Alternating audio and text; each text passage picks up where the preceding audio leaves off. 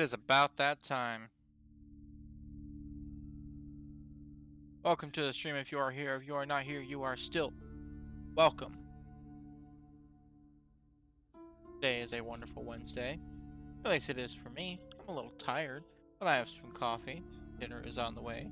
And I have a little toddler next to me who's a grump. But that's his own fault. Today is another wonderful day for good old Disco Elysium. Got some shit to investigate. But first, we have a couple holidays. Today is National Grilled Cheese Day. I do love me a good grilled cheese. I actually have a grilled cheese, like a little grilled cheese maker, grilled cheese griddle thing. I don't know, it's like one of those George Foreman things. It's broken to shit, but still makes good grilled cheese. Don't have it nearly often enough. Get some nice creamy soup, tomato soup. Wonderful. Used to be one of my favorite lunches when they had it at school. Good shit. But also, today is International Day of Human Spaceflight. Why is today the International Day of Human Spaceflight? Well, it's because on April 12th of 1961, the first human spaceflight was successfully carried out. And it was Soviet Yuri Gagarin that ventured out into space. So while America is technically the first ones to be able to claim that they landed on the moon, the Soviets actually did get somebody successfully into space first. So that's why today we celebrate it. I want to say it's like the 62nd anniversary, 61st, 62nd, somewhere around there, anniversary of this momentous day. So, today is a good day to celebrate by, looking into space flight. It's something that, unfortunately doesn't get done anywhere near as often as it should. But I digress.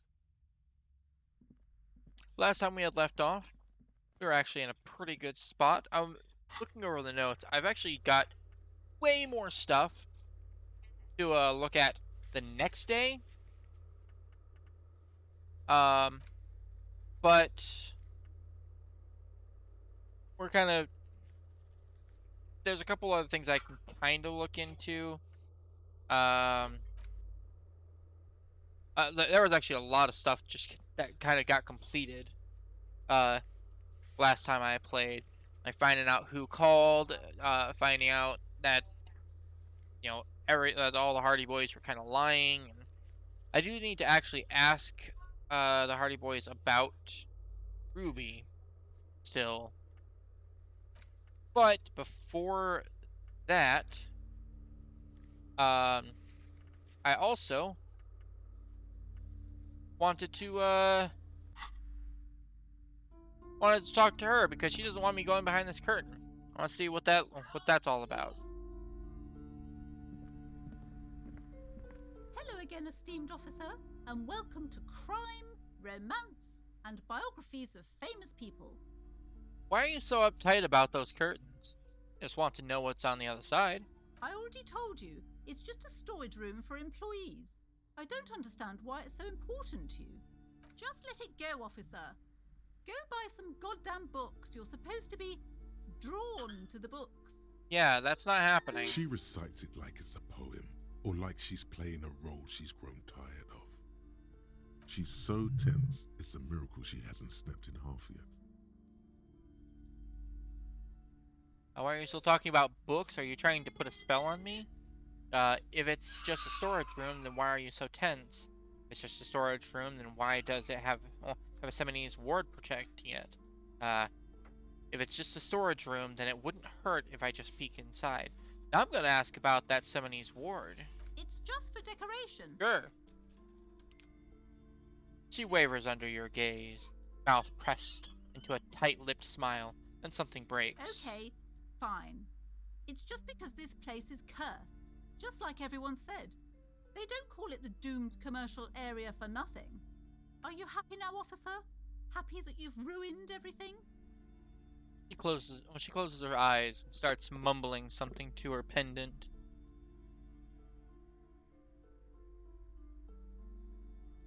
How does this curse manifest itself? The curse is so much worse than you could imagine. It's a disease, eating at the very foundation. Shiver runs through the woman as she looks around the dimly lit store. It's the curse of financial distress, of ruin and bankruptcy. She peers at the curtains again. Didn't that curtain just move? Okay, I'm a little confused. What does that mean? Wait, that's it? I was hoping for something more paranatural. No, what does that mean? Everyone knows that all the previous companies in this building have sooner or later declared bankruptcy, and their malicious spirits are still here, feeding off bad business practices and disappointing income statements. There's something wrong with this building, I can tell you. Ever since I arrived, I've sensed an eerie, lingering presence, as if I was unwanted here. Why didn't you just tell me right away it's the curse? It's not good to talk about the curse, not in detail. The negativism, it's dangerous. Talking about the void wraiths angers them. Wow. Void raves. You have new words. Yeah, that's something for the books.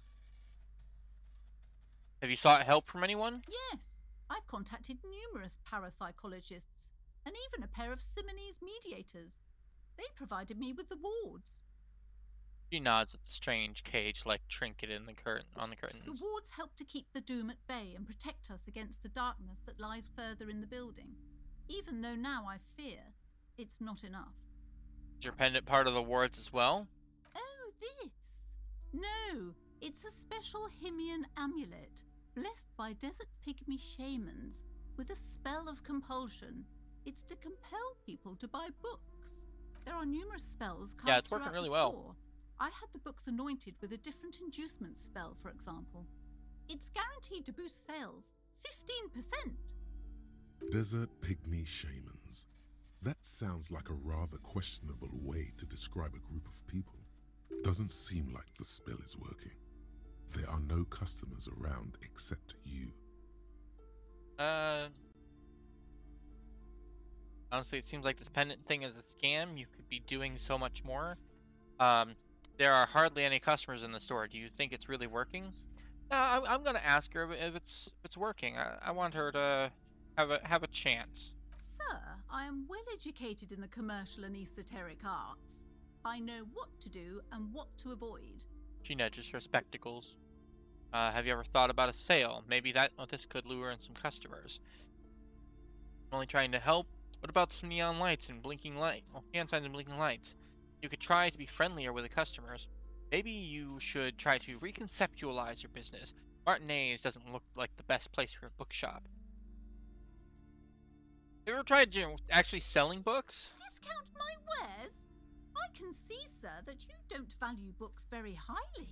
Besides, this would only tempt the phantoms of doom. They can sense the desperation, you know. Would you like me to take the case? Oh, just give me the case. I'd investigate, see if the curse is real. Most certainly not. I don't want anyone who's not familiar with the psychic arts to get involved in this mess. Stay away. Leave the spirits be, so they can return to their slumber. My liege, you know what this case calls for? A para-detective. Yeah, I just so happen to be very good at that. Honestly, I have, in at least 3 of my past lives, been a para-detective. Not in this life, mind you, but, in previous lives, totally, 100%. Slither up to her, you silver-tongued fiend. Show her what world-class perfidy looks like. Ma'am, I came here to help. I've handled paranatural situations before. Are you sure? Don't think I haven't seen charlatans before. No, no, no, no. I have returned from the void. Paranatural detective from a long line of paranatural detectives. You're no paradetective. You look nothing like one. And you're clearly a drinker. Pardon me for being so blunt, but... You look like one. The lieutenant keeps his usual stony calm. He silently picks out his notebook. Go ahead then. Rock her world, he thinks. I'll compose some notes. Let's see. You see it's necessary to drink the spirits in order to contact the void. I admit, I've had my share of drinks, but only because the spectral realm is parapsychologically taxing.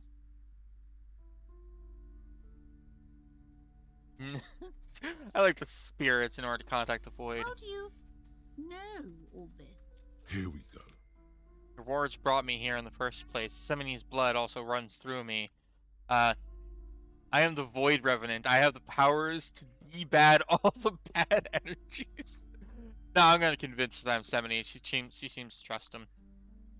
Yeah, you're Semini's wards. You're part Simonese. Oh, it means our meeting couldn't have been mere chance. The hand of fate guides us. But I am not the only one at risk. I have to think of my daughter. You are certain you can help us? Keep us safe? I can't allow any collateral damage to hit us. Just ask my partner Kim, he'll vouch for me. No problem whatsoever. Your family is safe, the phantoms are no match for me. If you promise, good officer, then you might be our last hope. Do you swear it? Actually, I'm not feeling the vibe anymore. Nah. On my honor. As a paracop. The entity. Oh boy, there's an entity. Do not act surprised. You know of these things, sire. Of course, the entity. For I have sensed its presence. You have? The entity takes the form of a woman, a witch probably. I've suspected that she must be connected to the curse ever since I first saw her. Did you know that she lives inside the chimney? Chimney, the passage between heaven and hell, of course. Why didn't I think of that? Yes, that chimney is part of the building's central furnace, and it's enormous. She has barricaded herself behind some metal security curtains. God knows what she's doing there. Some unnatural magic, I assume. You should go find the entity and ask what happened to all the companies in the building. What is the source of this curse? Here's the key to the warded door behind the curtains. Take it. Oh, and please do return to me after you've looked round. I'm quite anxious. Oh, so am I. What to say about the curse? What you discover in there? Unbelievable darkness and ruin. What you discover? Probably just some office space. Don't be scared. Yeah, let's go. Let's check out this entity. You see a set of tattered curtains blocking the way to another room. A strange cage-like trinket dangles from the curtains. You see a dimly lit room full of dusty furniture and trash. A doorway stands in the back, covered in dozens of scary little Seminese wards, your shadow looming over it like an omen. Oh! Small, terrified escapes from Plaisance as she tries her best to look away, her round face buried in her hands. Alright, I think it's flashlight time.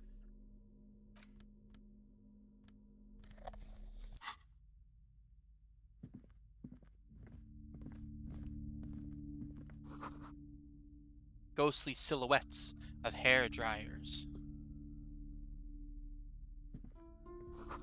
A vaguely androgynous portrait of a man.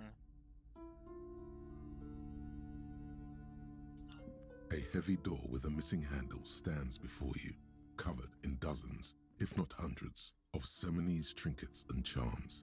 It appears to be locked. Well, I just so happen to have the key. After exerting some force, you manage to turn the key. It's eerily silent. The door slides slightly open, letting a draft of cold air into the room. I'm going in. I've got a flashlight. I should go first. This is a weight room. What is this place? The lieutenant stares at the dusty training equipment. It's like a gym. I'm just gonna be real with him. Yes, but no one's been here in ages. He draws a stripe on the dusty floor with his foot. I doubt the electricity still works. Good thing we have a flashlight on us. An eerie feeling rises in your chest.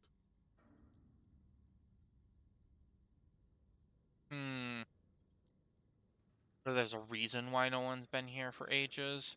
Let's just keep going. I'm sure it's just a regular abandoned house. Nothing mysterious here. Sounds good. Sand is dripping from a punch bag.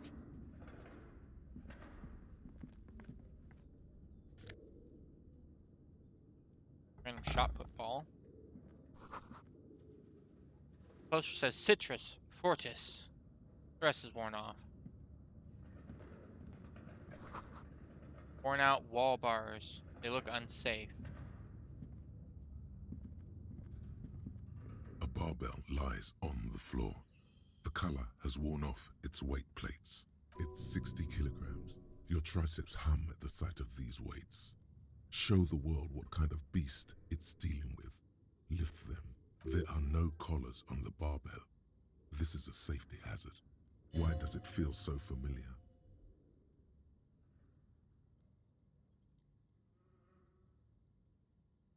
This familiar because I'm a weightlifter? No, it's not that. It's the stale smell of rubber, the squeaky sound of sneakers, your bruised knee against the mat, and a whistle. Then the feeling is gone. It's just a memory from another life, when you were young and fit. Look, Kin, it's a trap. There are no collars on the barbell. You're right. The weight may fall off. Better not touch it then.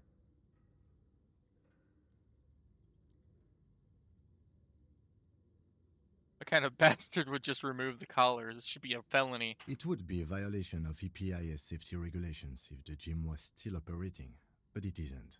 No one's supposed to come here anymore. Always so matter of fact. You know, I like that about you, Kim. You always get straight to the point.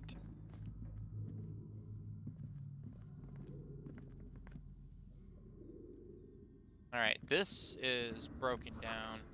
Hallway is blocked by old window panes. Breathe.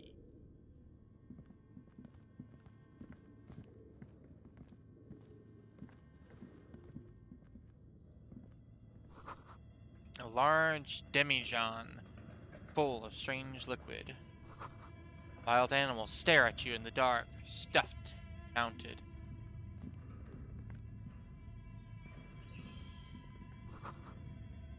Airship rotors covered in spider webs. They remind you of blades. Oh, great, marionettes. Love those. Take some money. Naked mannequin torso. A strange yellow color.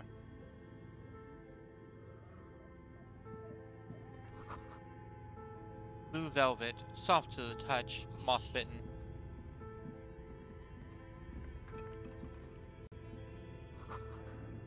Skis with slipstream printed on the laminated top layer. Steel rotor blades bearing a slipstream logo. Looks like someone tried to reconceptualize their business here. I don't get it. Look, the skis and rotor blades both bear the same slipstream logo. It seems likely that they started out making one, failed to turn a profit, and then pivoted to producing the other.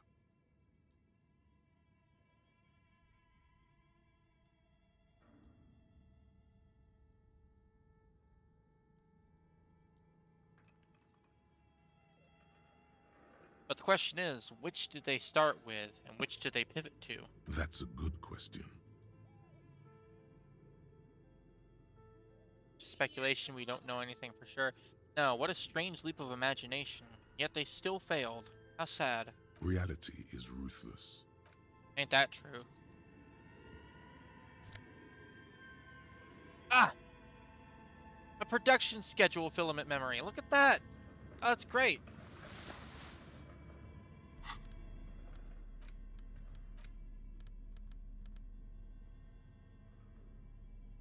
The cube-like crisscross of filament feels oddly fragile in your hand, its intricate structure covered in dust. Silver tape on the side reads production schedule. Note: this filament contains information that can be read using a radio computer. Oh.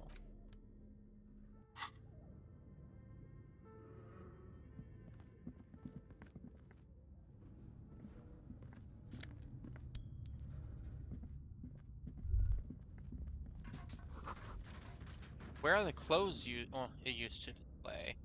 That is a good question. That seems to go up more. I'm gonna look at the... Your flashlight slides over an old green chalkboard covered in scribbles, sketches, and schemes like some ancient cave mural. Some of the writing has faded with age, but you can still make out sections here and there.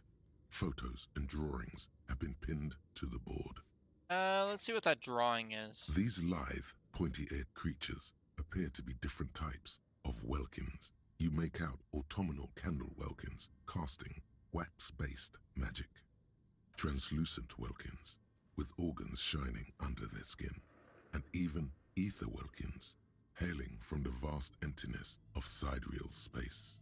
Who are all those creatures? Fantasies of a tortured, feverish mind? You should adopt one of those Wilkins as your persona. No longer a mere man, but a Welkin. Tempting. One of the Welkins, towering among the rest, appears to be different, however. I'm gonna examine it, this is important. It's Vara Hamira, a high Welkin, his face white and scarred like cracked marble. This is clearly a Welkin supremacist. The note says, all non-Welkin races will be purged. The Haldor, the Twarg, the humans, and even headless men, all of them, purged. Imagine a world filled only with Welkin, Green Welkin, Dread Welkin, and the High Welkin to rule them all.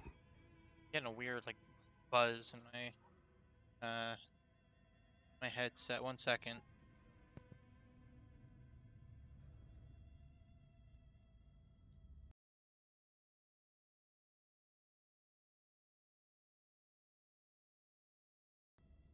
Alright, let's see if that helps at all. An inordinate amount of time has gone into drawing these little welkin creatures. Okay, I'm not getting the weird static now.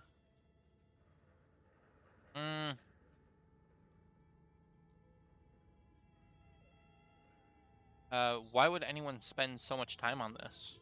Some people really like building a world, I think, even if it's just for a game. Who are these creatures? Who drew them? Are they real? I have so many questions. This looks like concept art for a project. It's not really real. Okay, so maybe they were like game designers or something. One of them is a Welkin supremacist. Mm-hmm. Political commentary. That one has a great beard, too. And it nods at the Welkin's facial hair. Well, this has been educational. Let's move on from the Welkins. Just look at those details. So much effort. And The inspect the photo photos. collage depicts barren, icy landscapes wrapped in perpetual night. You see permafrost and glacial landforms, dead trees grown in under the snow. Entire oceans have been frozen from shore to shore. There are pictures of settlements on dried-up riverbeds, abandoned in a storm. Animal corpses in the dark, carcasses and bones. You see primitive oil rigs built into glaciers, boreal dvorg, yurts under the snow, great mammoth-like beasts of burden.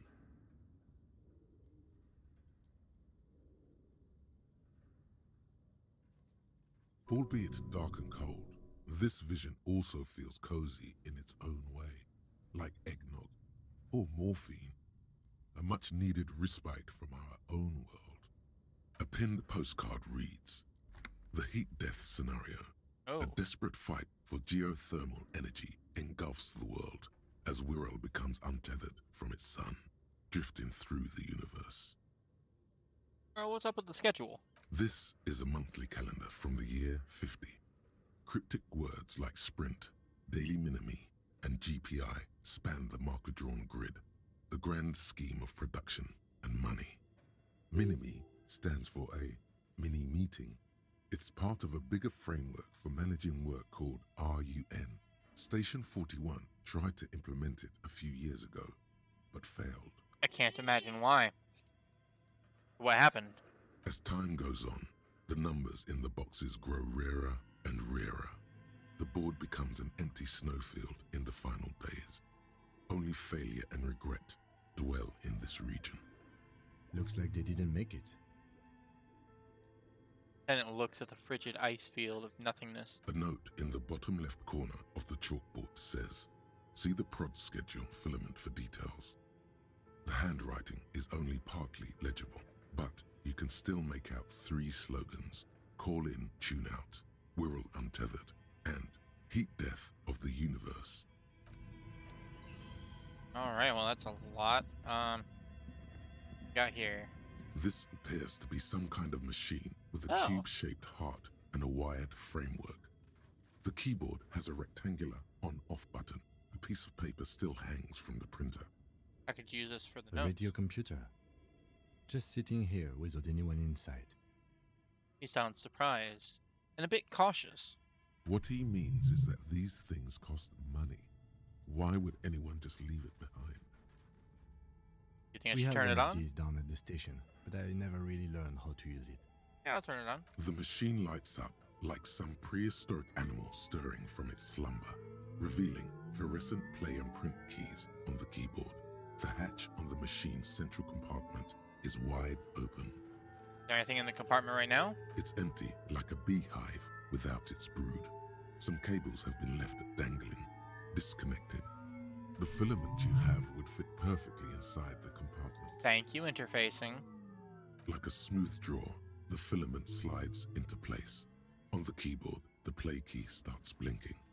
A bar of fabric right above the keyboard starts producing a soft hum. The sound of static seeps through the machine's planar magnetic driver.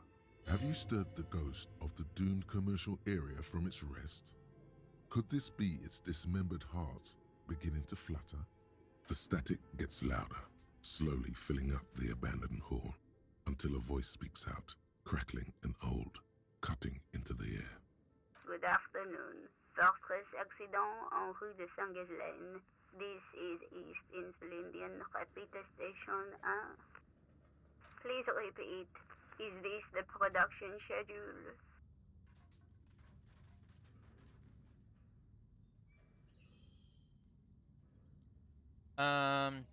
Ooh. Wait, so I can just talk, or is it like connecting me to something? What's the production schedule? The filament you have inserted into the reader. You mean that glowing thing I put inside? Yes. Is that the production schedule? Yes. Good. Please repeat the password. Password. Of course it would have a password. That's why there's a human administrator involved. Password? I'm really bad at passwords. Can you give me a hint? No. Damn A it. hint system is not part of the protocol for repeater stations. Is it my birthday? Still no. I don't know the password. Received. I will register this login attempt. Don't worry. Passwords have a way of turning up sooner or later. Fortress accident. Is there anything else I can do for you today? Why did you call me Fortress Accident? Fortress accident is the company on whose name the terminal you are currently using has been registered to. Do you have any other information about this company? One moment. Hear her flip through a catalog before she reads out with studious care. Fortress accident SCA produces revolutionary interactive call-in radio games. That's what the catalog says. I see. That's interesting. Okay. That's not bad. Wow, so conceptual. Hmm. And what's that, this interactive call-in radio game? Any other questions? You hear her ask when the connection finally improves. What are you, a machine, or are you alive? Yes, I am alive. I am 74 years old and my name is Yvonne. She repeats passwords. Programming people are all paranoid.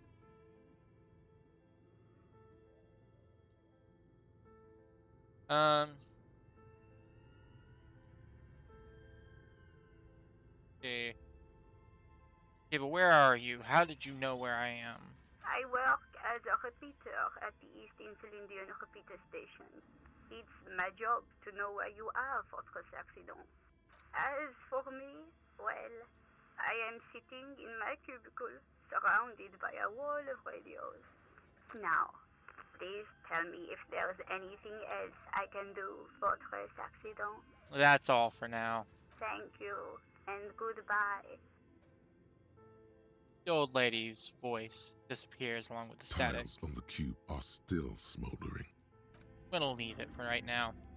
I need to find that password. Scribbled across a notebook. Developers are the most advanced RPG in the universe. This old fireplace is covered in lines drawn in blue and red marker, the mesh spreading over the stone like blood vessels on alabaster skin. It looks ghostly and strangely ancient. The whole thing resembles Kadran mosaic tiles. Very pedantic. Hold on. How do I know what Cadron mosaic tiles are supposed to look like? History classes, Good question. students with their textbooks open, studying the roots of our civilization. Those aquarelle blue tiles looked beautiful in the sun. What am I looking at? Radio frequencies, it seems. UKV 123.6, UKV 123.7, UKV 123.9. Some written notes, too. Sparse and cryptic. What were the radio frequencies for? Probably for the game. Unclear. It looks like a cardiovascular system split into veins and capillaries. Very advanced.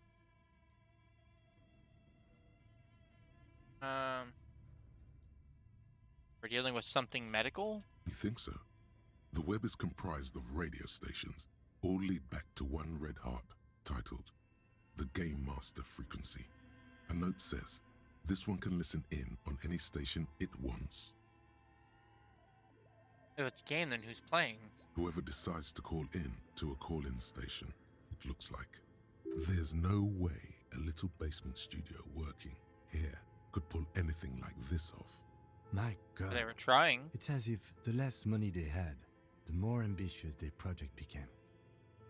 Why do you say that? The schedule. I know doom when I see it. The company was running out of funding.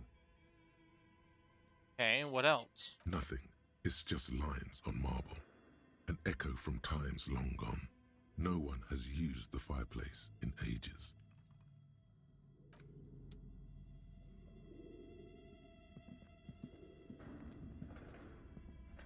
Okay.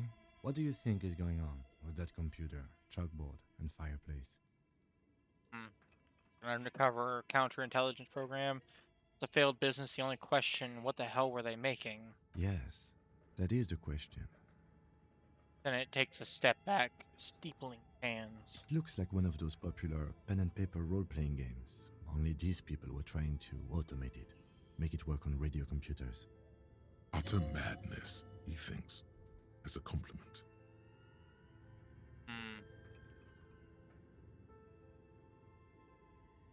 How are they planning to do that? Has anyone ever done this before? This was a role-playing game.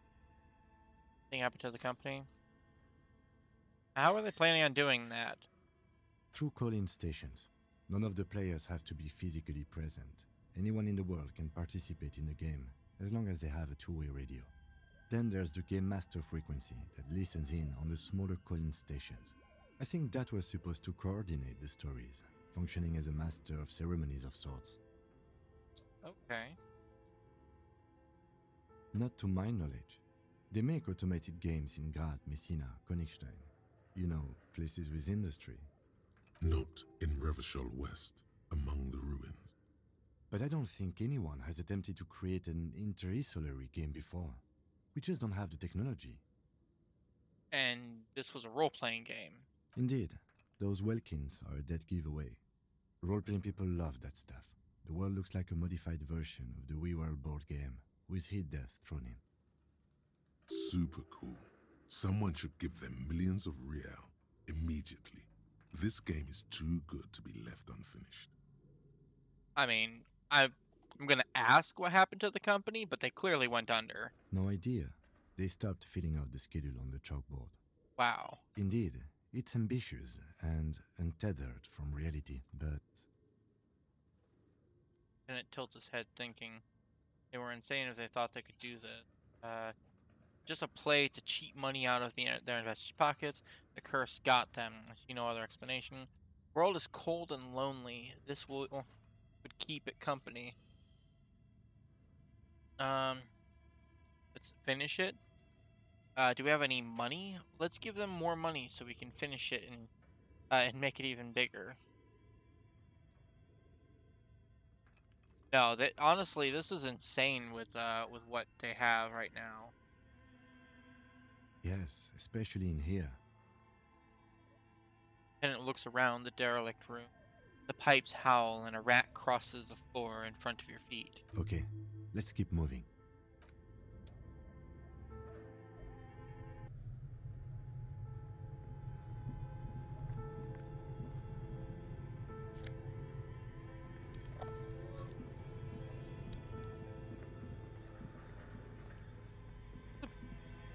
Fridge? You see a terrifying ice bear with a strange compartment in its belly.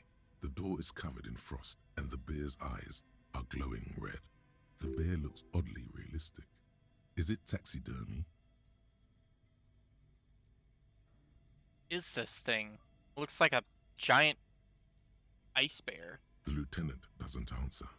His eyes are glued to the animal. A sharp slice of light shines out from its mysterious belly door.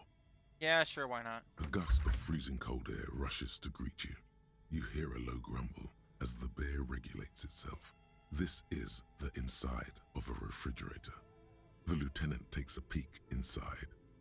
His hand has found the holster of his gun. I'll look inside too. The shelves are empty. All you see are crumpled ice cream wrappers with the brand name, Revachol Ice City. A handwritten note has been attached to the door. The fridge is huge. Damn it. They took all the fucking ice cream. You pocket the note and the little fridge magnets keeping it on the door. Fine, I'll look at one of the ice cream wrappers. A friendly cartoon bear smiles back at you from a glossy cellophane wrapper. It looks nothing like the fridge. What is a giant bear-shaped fridge doing in an abandoned cellar in the first place? Good question. It looks like an ice cream fridge. The lieutenant reaches for one of the wrappers. He studies it in the light. So they try to sell ice cream from this hyper carnivore? I know. What an unfortunate marketing choice. What is even worse, the bear is still costing them money to this day. The lieutenant points at a red snaky cable running from the fridge. The fridge buzzes with energy. The electricity bill on this thing must be catastrophic.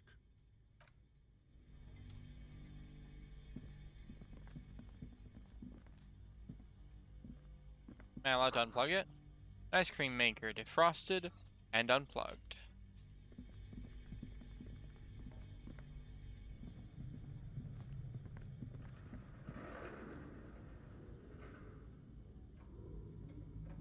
Hello? A thick layer of coal dust covers the furnace, coloring it pitch black. Looks like this furnace has a face, and it's a face of agony. What is this thing? A furnace? Of course Looks it's a like it. furnace. Looks like an old central furnace used to heat the building. It's connected to the chimney. He opens the door and gingerly peeks inside. No one has used it in ages. No signs of any recent fire. Only dead rats. I'll look inside. It's dark and grimy here. In the darkness you can hear chatter. It's coming from above. A voice or several voices talking to each other. Near the smoke chamber, upstairs. What are you doing? And asks when he sees you climb halfway inside the furnace. Hallucinating. Are the murderer or the hanged man talking? I'm not sure, Kim, but I think I can hear someone talking upstairs. Wait, really? We should investigate, see if someone's upstairs.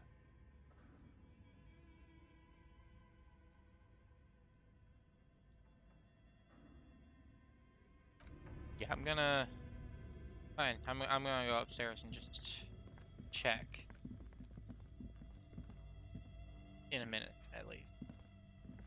Got some other stuff to investigate down here. Flashlight casts a strange glow. There's a hidden doorway here. Oh man, this flashlight's coming in clutch already. Two rusty rifles are hidden above the piping. They look inoperable. A few bricks have fallen off, revealing a compartment behind the wall. It's too dark to see in. Nah, there's a hole in the wall. I'm gonna shine my light in. There is, yes. And there also appears to be something inside the hole. Interesting. Do you want to take a look? Of course I do. Your hand reaches deep into darkness and spiderwebs. Rummaging around, you find rusty rifles hidden away. Rifles? Are these any good? Inspect Most them. of them are rusty and inoperable, like the rest. But one catches your eye. A bolt-action model with a fine wood stock, Ooh. in better cosmetic order than the others. Take it. You're a police officer. Police officers carry guns. One looks nice. That's a rare sight. Seems to no longer be functional, but still a beautiful thing in its own way. An old Bella McGrave from the Revolution. What does this mean? A rifle here? I'm assuming it's from the Revolution. It was hidden as part of it. It means there are firearms, breech loaders, still lying around in Martinez. This could prove useful in our case against Ruby for Titus. Men are easily swayed by the sight of a rifle. He likes this find. I bet he does. Someone has stuck some busted guns beneath the ceiling. Hell yeah. That's good shit. Frozen ice cream maker. It's still running. Oh boy.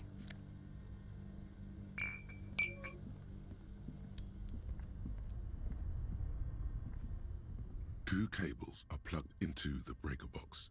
The red one leads to the ice bear fridge, and the black one to the ice cream maker nearby. An electric sizzle. The room is slightly quieter now. Something close to you dies with a soft electric purr. Why did you do that? Let's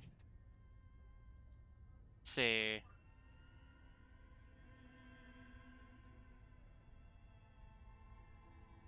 I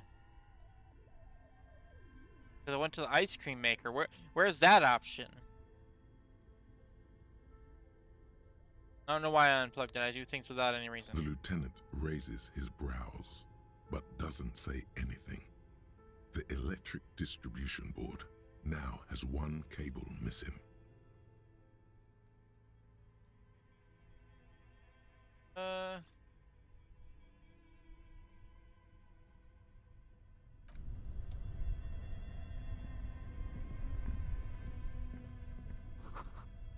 Intercom wires running into the breaker box. Oh shit, an insane mesh tank top? And it would increase my drama? Oh, that's great. I like that.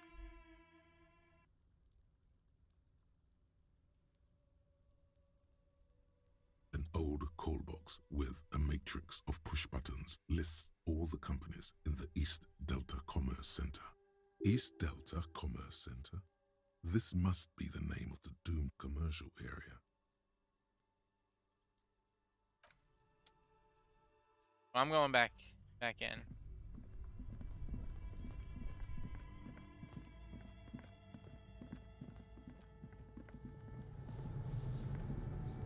Alright, let's go up.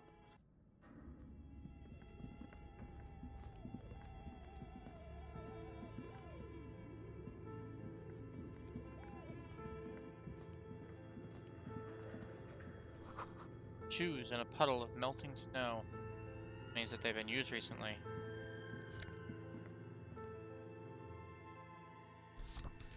Ooh, a postcard.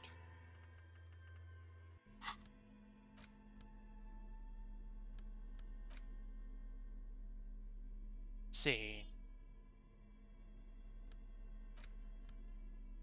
Sunlight has made this postcard almost completely sepia-toned. Midtown traffic passes. Overhead, the ghosts of skyscrapers disappear into a beige midday mist. Vapor rising from the delta on which the district was built. Postcard is prepaid. Handwritten note found from the giant ice bear fridge. It still bears some markings from the fruit-shaped kitchen magnets that were used to secure it to the refrigerator door. The note is written with a blue pencil on a piece of lined office paper. The kitchen magnets have left spots on its surface. Does it say anything interesting? Lieutenant leans closer to read the crumpled note over your shoulder. This is tangential at best, but the lieutenant's detective instinct is still active. Someone has scribbled, S. I can't believe the off-site copy is still here.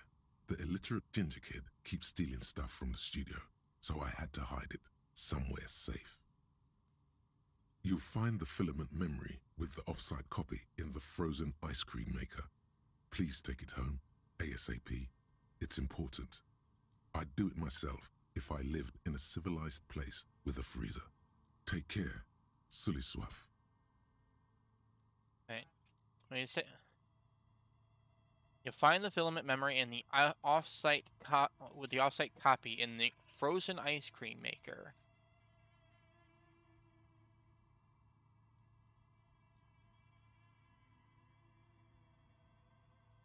You have any idea where the frozen ice cream maker could be? I don't know. I assume it's somewhere close to the ice bear fridge. Didn't you see one right next to the breaker box? Yeah, I did. Yeah, I did. Let's go.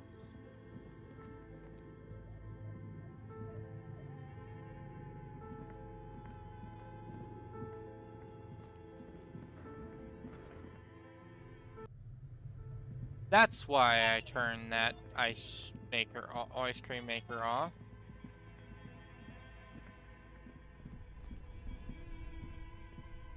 This orange machine is dead still. It has a hand-cranked ice cream churner and an electric freezer. The ice around it slowly melting. I'm gonna turn the crank. Turning the crank feels oddly satisfying, like stirring your childhood dreams.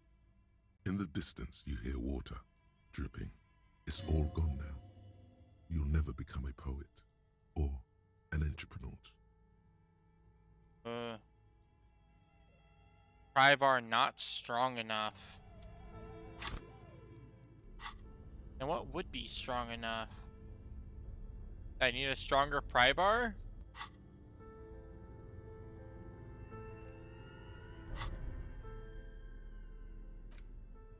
Would removing the pry bar give me better chances? This orange machine is dead still. You slip your fingers under the frozen lid, but the ice is too cold for you to get a good grip. A pry bar would come in handy here. If you want to try again, then you need to have the pry bar in your hand, detective. Okay, but it's not strong enough. I had the pry bar equipped and it says it's not strong enough. This orange machine is dead still. It has a hand-cranked ice cream churner. This orange machine Ice around it is slowly melting. I'll just give that time to melt then.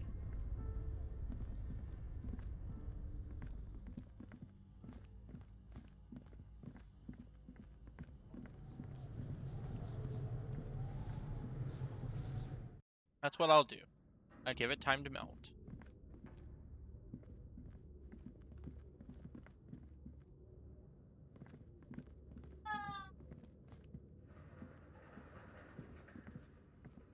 iron this? safety curtain curves before your eyes, folded like a bellows.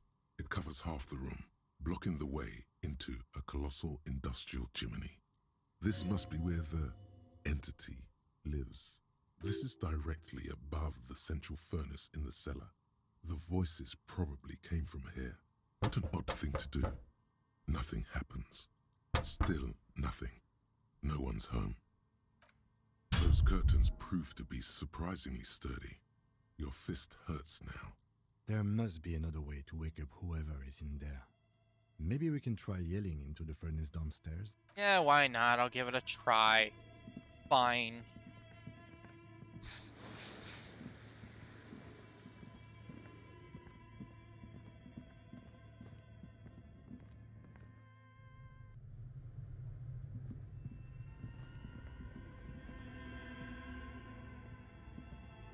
A thick layer of coal dust covers the furnace, coloring it pitch black.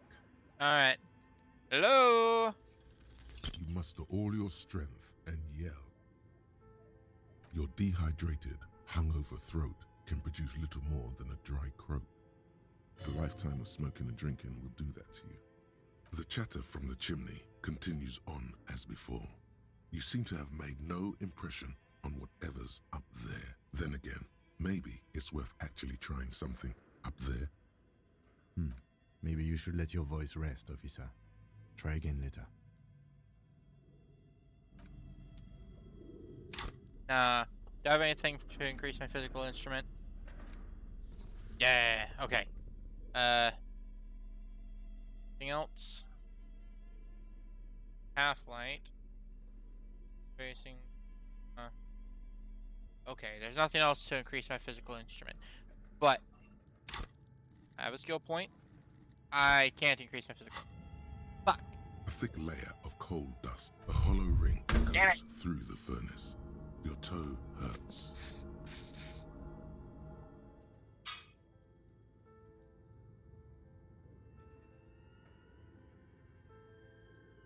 A lush layer of coal now covers your skin, sinking into the wrinkles. Your hands look ancient. Maybe you could paint something with this coal. Leave a cave painting for future archaeologists. What? No, that would be stupid. I'd be tempted to do it anyways. A thick layer of coal dust covers the furnace, coloring it pitch black. And give it another try. Another pathetic yelp sounds off into the vast darkness of God the chimney. damn it! You're a little embarrassed you produced it.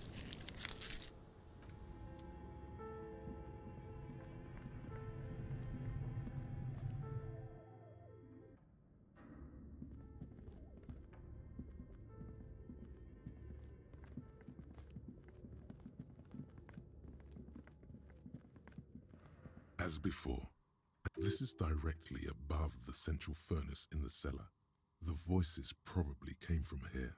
Hello? I yelled, but it didn't work. Again, your voice becomes a raspy croak mid-sentence. It's silent in the abandoned office building. No one answers you. Sire, may we suggest something? Think of the yelling into the furnace as a grand performance. Use your chest voice, not your head voice. Sing from the diaphragm. Perhaps it's not such a bad idea. Try it again, son. I swear. If I roll snake eyes again, I will be very cross, but won't be able to do anything about it. Give it another A go. thick layer of coal dust covers the furnace. 83%. Coloring it pitch black. Another pathetic yelp Are sounds you off into the vast shitting darkness of the me? chimney. You're a little embarrassed you Ah!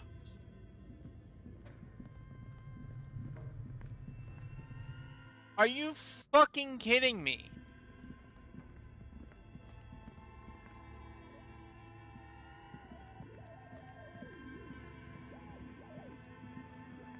As before, this is directly above the central Again, your voice becomes, Sire, may we suggest something? Perhaps it's not...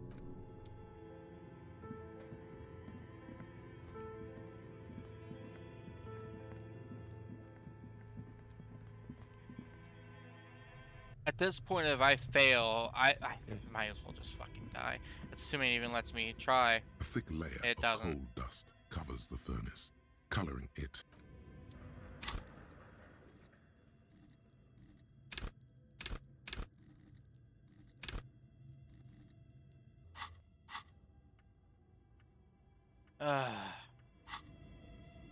Shit.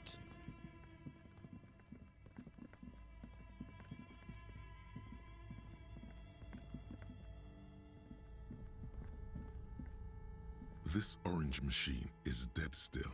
It has a hand-cranked ice cream. This Is that giving orange you a machine bonus? is dead still. It has a hand-cranked Better ice grip cream as well churner as the machine. and an Not really that great. Alright, Hardy boy.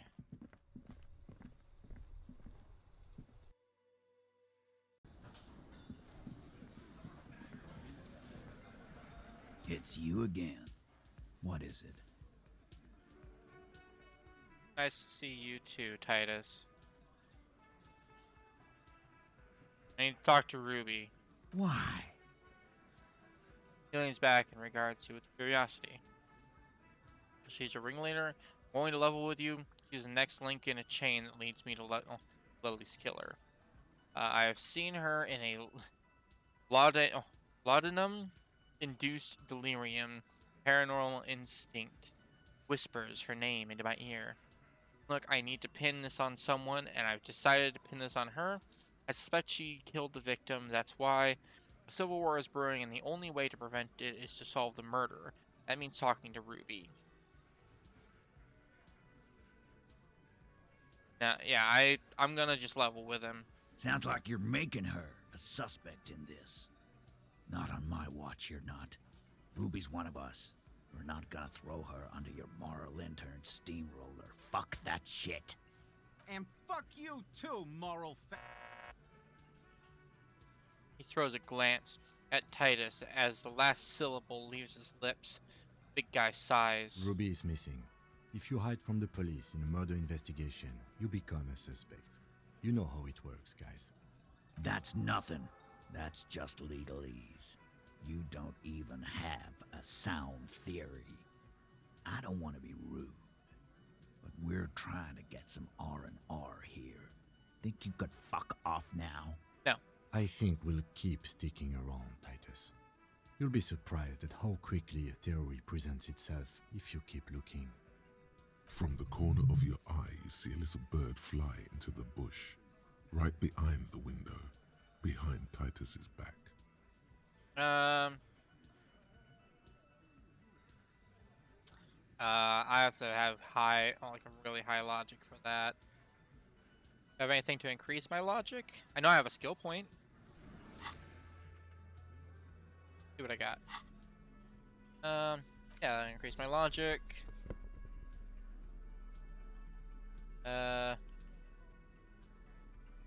Also increases my logic.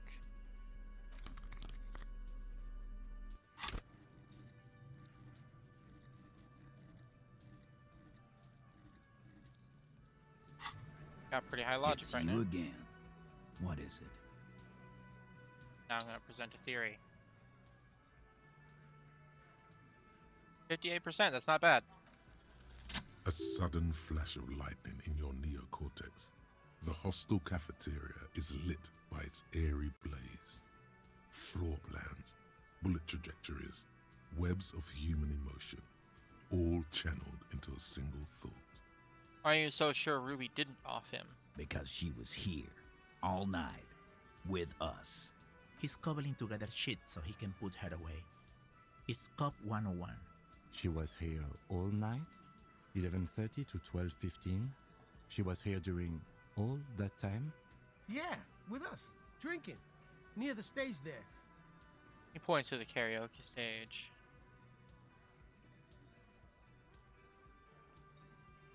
Didn't go out for fresh air for one smoke? No. That's a lie.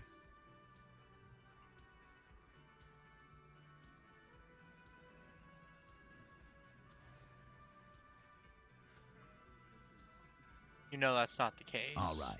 She took a fucking leak, okay? For one moment. Maybe went out too.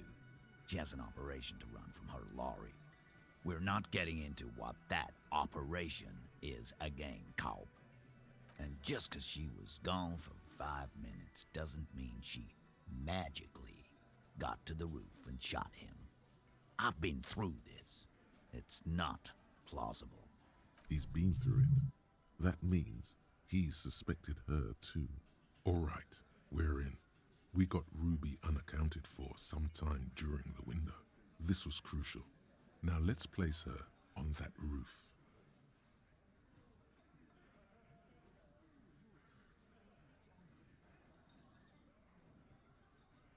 We could have gotten to the roof from somewhere inside the whirling.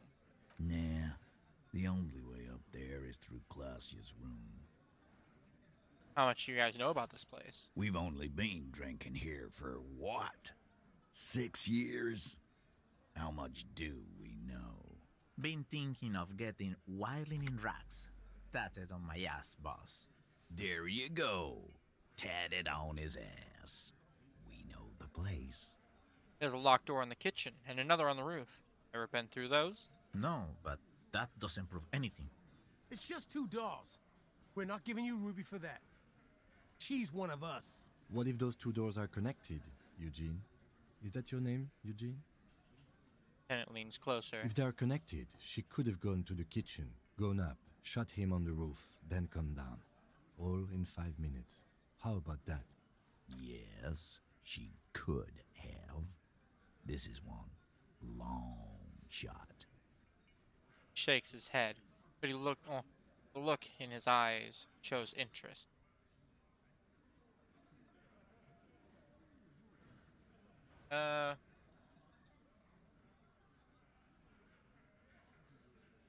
So you do agree that the shot came from the roof, right? Why not? You can't draw a straight line into Clausia's window from any of the surrounding buildings. Not from what I know about Martinez. Maybe from the coast. But like I said, I've been too busy dealing with you idiots. So no, I don't think it was a sniper. It was close up. There's a 72% chance that the bullet came from the roof. 72%. There's a percentage and all. Where'd you get it from? Your guys in the lab? Oh, came up with it myself. Definitely lie. The truth is not credible.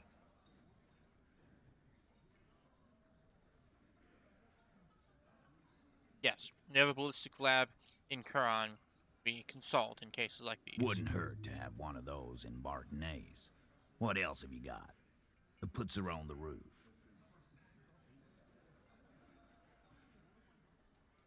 Have you noticed winch out back?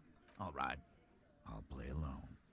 Those 2 doors of yours, the winch connects them with some kind of dumb waiter. What wench? Where's the wench? On the side of the building, you can see it from the harbor. You want to be a lieutenant, you gotta keep your eyes peeled. I've seen the winch. Fuck off, man. Have we firmly established Ruby could have had access to the roof where the man was shot? Firmly. Try shit on a stick. All you've established is a possible route to the roof that you haven't found.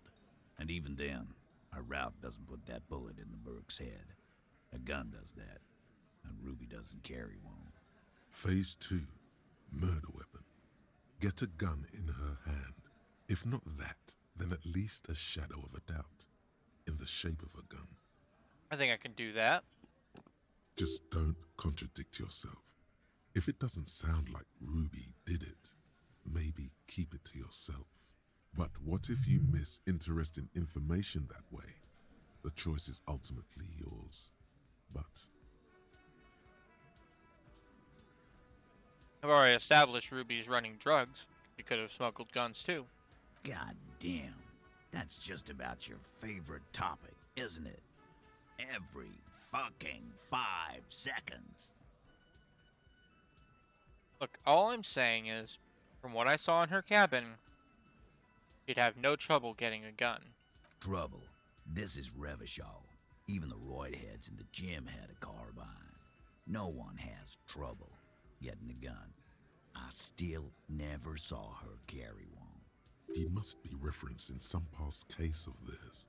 He's angry because he knows you're right. What he's saying only confirms your theory. Well, I just so happen to have it. I'm gonna show him the antique rifle. There are weapons like this just lying around in Martinez. That looks antique. A Belle McGrave. It's inoperable. Where'd you get it? There's a cellar under the bookshop. It was hidden there, with others just like it. 20, maybe 30 rifle status. Also broken, but still, there were too many.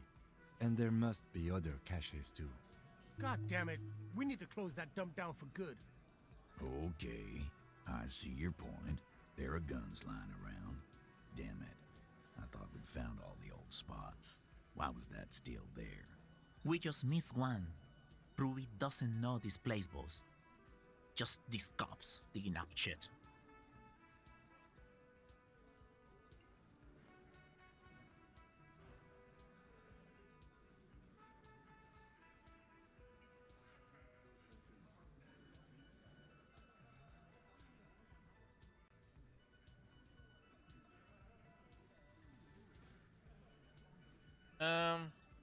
I mean, now with that rifle taken into account, there is a small 28% chance that the shot came from beyond the roof. Yes, goddammit, I know what a 72% chance means. It means there's a 28% chance it isn't that. And 28% is no small chance either. Just making sure we are on the same page. It doesn't all fit. We are just sharing info, candidly.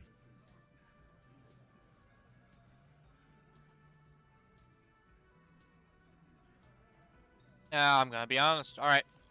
Lost gun. Local pawn shop sold my lost gun to a woman. Maybe it was her. You lost your gun? What an idiot!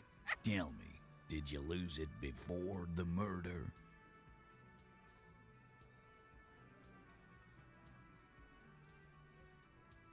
The joke.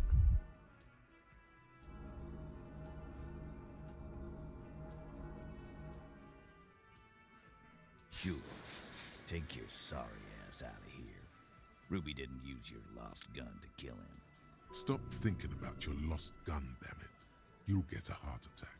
I will. This was merely a thought exercise. He did not lose his gun. Let's move on. No, I've got to move on. I don't know, cop.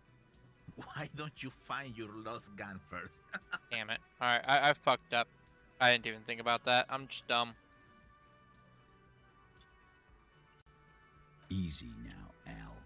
This isn't comedy hour. Titus, we're not seriously considering it, are we? Ruby wouldn't do this. Why would she do something like this? Phase 3. Motive. The last component.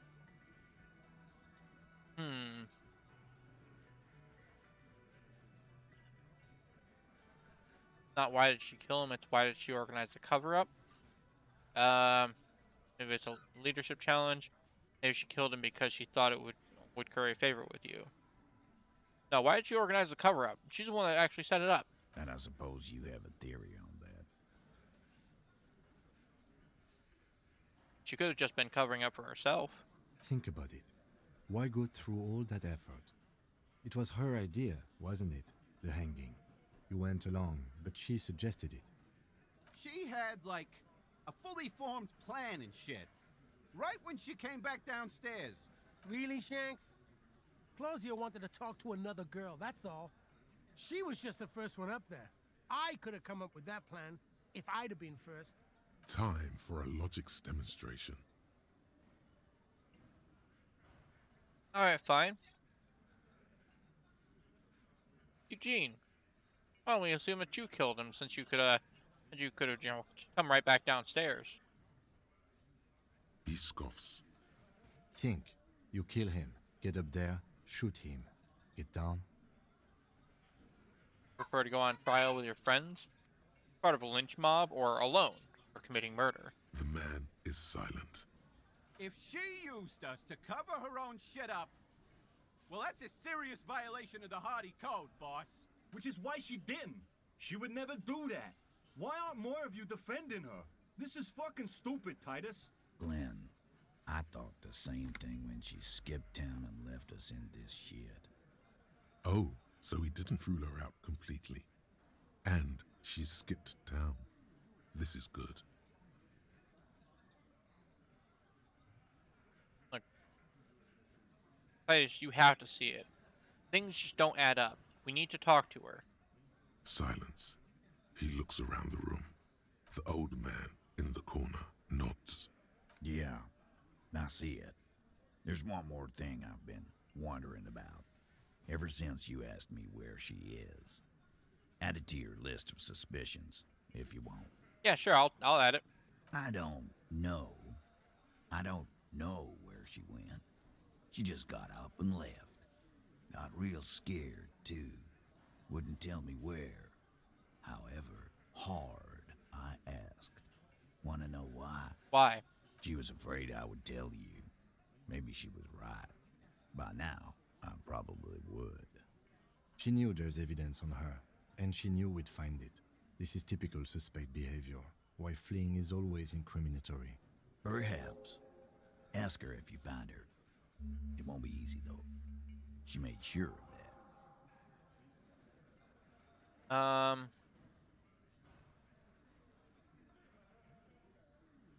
I mean, when did she leave? Like, when I arrived? Friday afternoon, when you first arrived. I got word the RCM was in town. Then she came in to see me. Told me she was leaving. That's when we had our little conversation.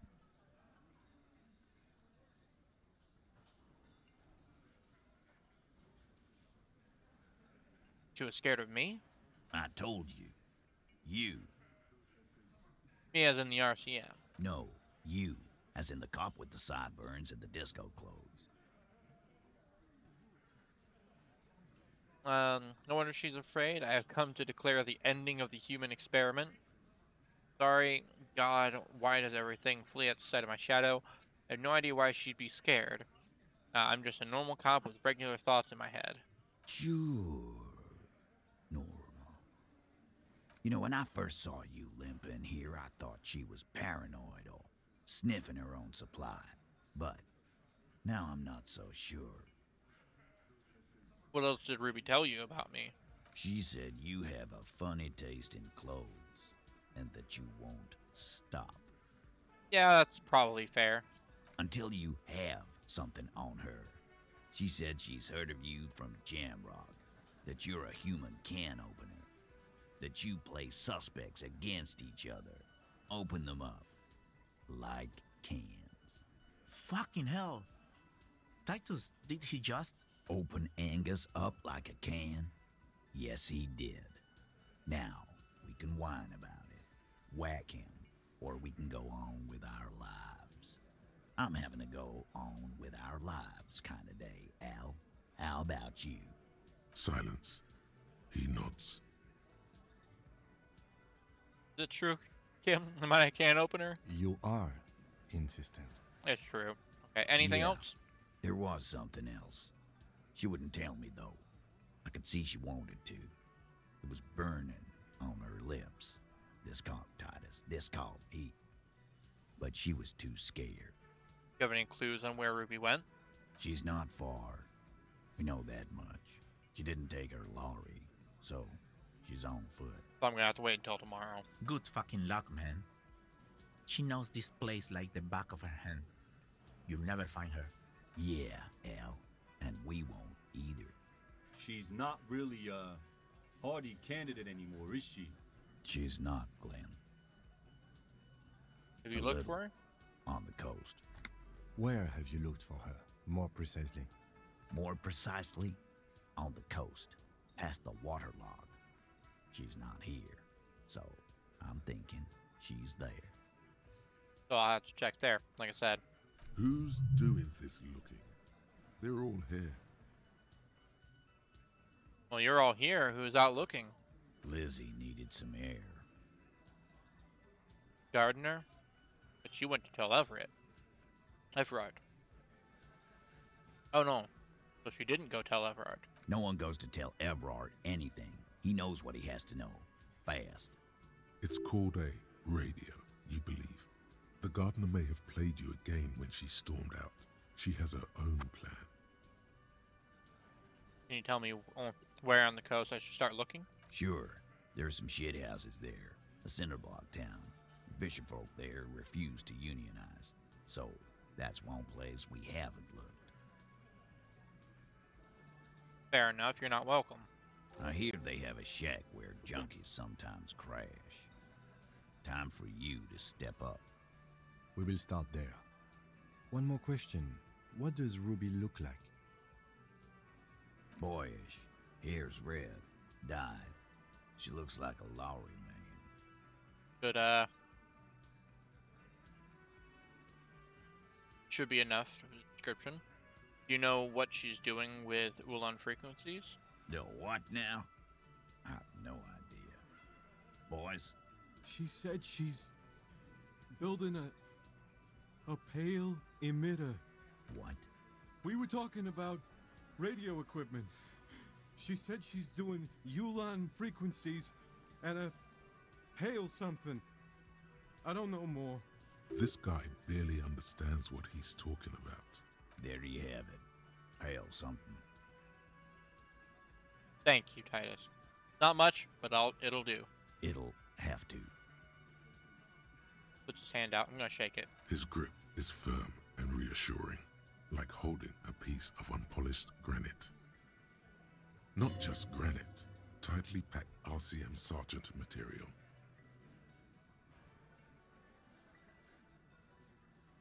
You should be a cop, Titus. When are you gonna get it through your dumb head?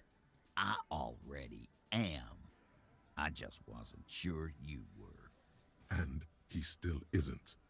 People aren't afraid of good cops in the way Ruby was afraid of you, he thinks, then turns back to his men.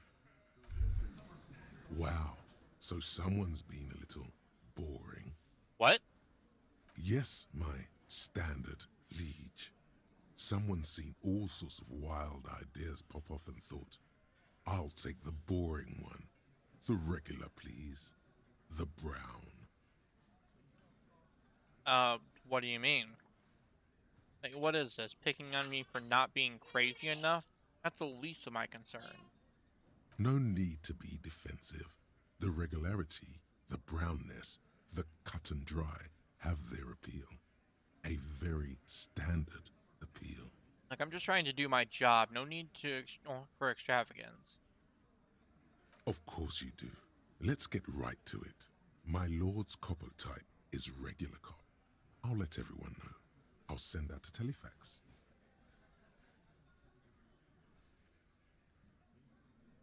Wait. This will be my copper type now? Yes, the type of cop you are, sire. Think of it as a caste, a class even, a nation of regular law officials that you belong to. It comes, of course, with the usual benefits. But I thought I was a sorry cop. What? You know, fuck you, drama. Why not? Go ahead and send it. I'm not ashamed. Done and done. No actual communiques will be sent, of course. That would be too dramatic.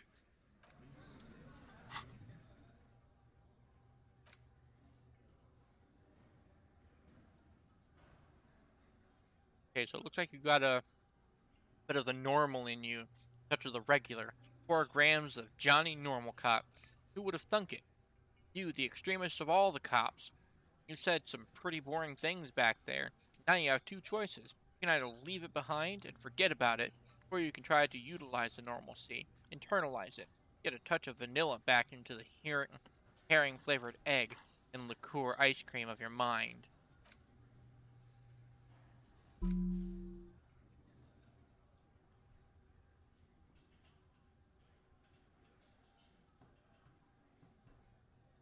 Yep, why not?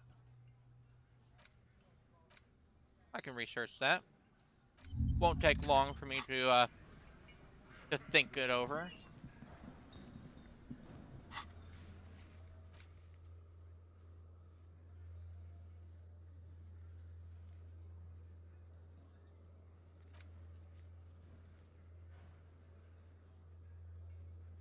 Okay, so yeah, I need to, I do need to actually get a, pretty much everything's gonna happen tomorrow. I'm gonna get the window thing done. The same two neon-lit shapes, a man and a woman. A ray of backward motion explodes from the man's mouth, through the window to the roof outside, widening into a radius. A prime. Gonna have some on. I got the map, so I'm gonna look it over. Why not? According to your map of the district, this shot could have come from a wide angle of locations, starting with the northern edge of the abandoned boardwalk, ending with an islet in the bay. Let's call them B prime. More precisely? B prime for boardwalk, B double prime for Land's End, and B triple prime for the islet detective. There may be smaller points in between, but those are too fine to zoom in on. Let's take them in order. The boardwalk. 700 meters away. The likeliest of these B positions, 20% chance. A skilled sniper could have made the shot, provided he had a safe sniper's nest. Even with the light on inside, we're talking military training. At that distance, the perpetrator would have had to take wind direction into account. The Land's End. 1.2 kilometers away. The least likely of these positions. Let's say 3%. A truly skilled sniper could have done it, possibly from a tent. No, too far-fetched. And of course the islet. Closer. 1 kilometer away. An unlikely point of origin. Beyond the docks somewhere. On an islet in the Bay of Martinez, perhaps. There are islets there, badly charted as they may be. But it's highly unlikely. The shot would have been a small miracle. 5% likelihood. There is an extremely narrow field of view from the bay to the window, between Rue de Saint-Ghislain 10 and 33A. The angle would have been extreme, and access to the islets is questionable.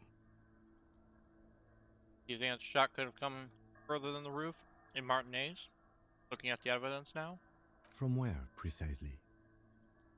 Say B prime, B double prime, B triple prime. I see you have given this a lot of thought. Are those the locations you've singled out in addition to the roof? And what is the likelihood, in your opinion, that it came from a further distance?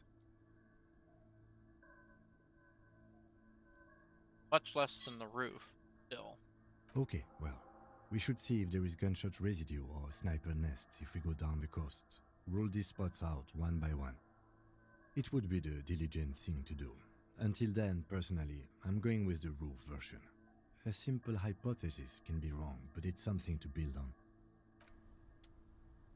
I agree. Look, while the chances are small, like, I don't want to just rule it out. That doesn't seem like it would be a good idea.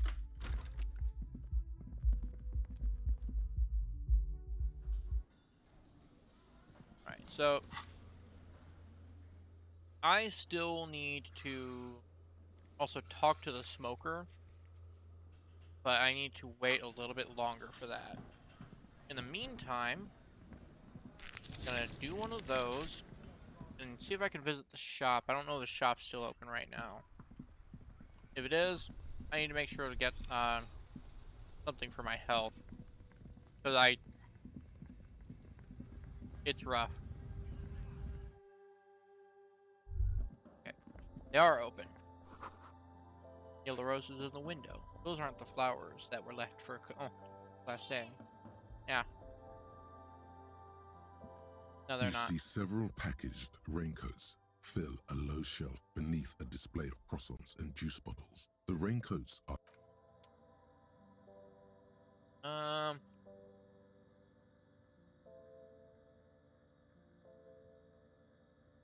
That's where the pills are. A small cabinet on the wall is filled with various medicine bottles, nasal sprays, and blister packs. Okay, here. I hope Saint Baptiste makes you feel better or something. Okay, here. I hope Saint Thank Baptiste you. makes you feel better or something. I appreciate you. Okay, here. I hope Saint Baptiste makes you feel better or something.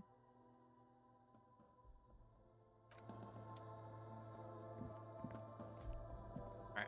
And now I'm doing alright.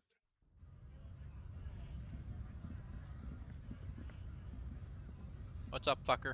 Looking for something, Hunt? Come to tell me to fuck off again?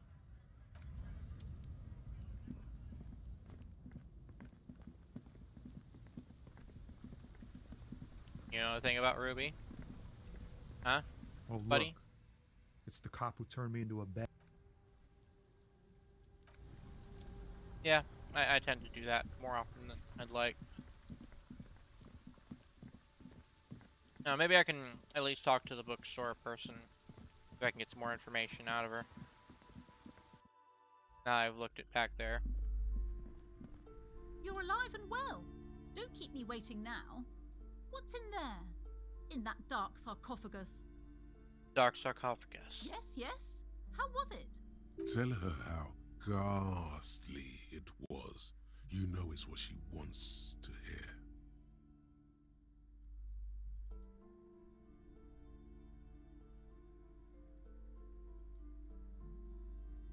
Was a charnel house of failed business enterprises, leeching life energy from this bookstore. I knew it. Oh, such horrors that have been thrust upon us. But what else did you find? Did anything survive? No, of course not. Have you located the entity? You don't have anything of substance to tell her until you found that entity of hers. All I can say for now, book peddler.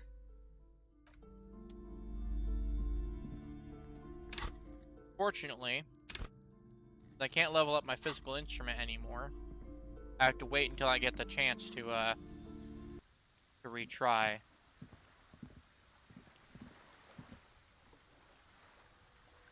But that's fine.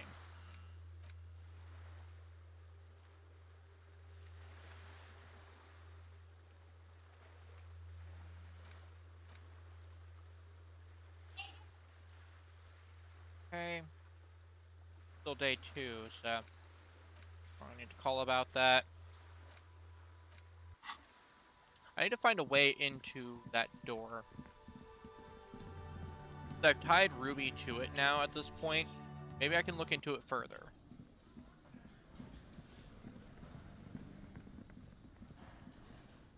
You see a heavy... I really The want to man ponders. get in that door.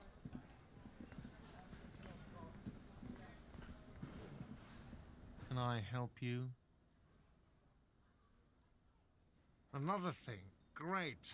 I love them. Oh, yes, that door. Sure. There's nothing... No, he doesn't have a Wondering key. about. Or some boring storage space with a bunch of old junk and dust. He's attempting to maintain an air of indifference. It's Fine. So, I haven't opened it. Yes? No, yeah, he doesn't have anything for me. But that's fine. Okay.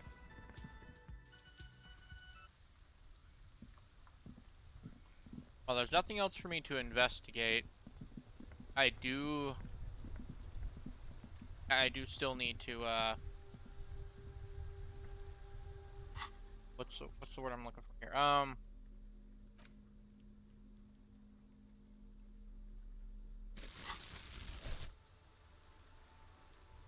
I still need to talk to the smoker.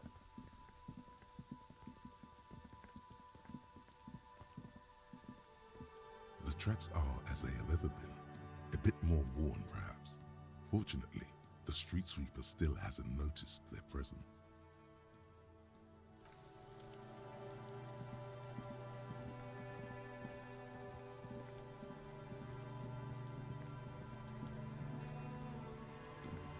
Kuno, you don't fucking care, right? Fuck does Kuno care? Nope. Kuno doesn't fucking care. Anything else to say? Die before I squeal, pig. Hey, kid. What's this kid shit? games. I'd rather die than squeal. Get the fuck out of here, face. You got done. Talk to me. So it's a girl. Interesting. I'll die before I squeal, pig. Converse with me. Murder was the case they gave me. She has almost vanished behind the fence. Only the top of her hat remains. I'll die before I squeal, pig. You there behind the fence. You don't want to fuck with me. I got my hands bloody. I'm not here, pig. You're not seeing this. The hat drops even lower. I'm not... You can still see the top of her hat from behind the fence. I'll die before I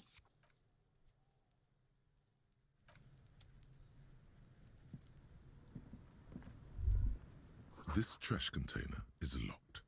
The sliding lid has a padlock that says, "Whirling in Rags." I'm looking at a trash container. It's just a trash container. Just a trash container. There is no such thing.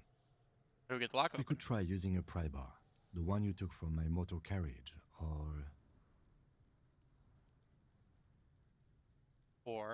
Or we could ask for a key from the manager of the Whirling in Rags. He probably has one. He might also have information. This is better than the pry bar idea. yeah, I guess. But also pry bar.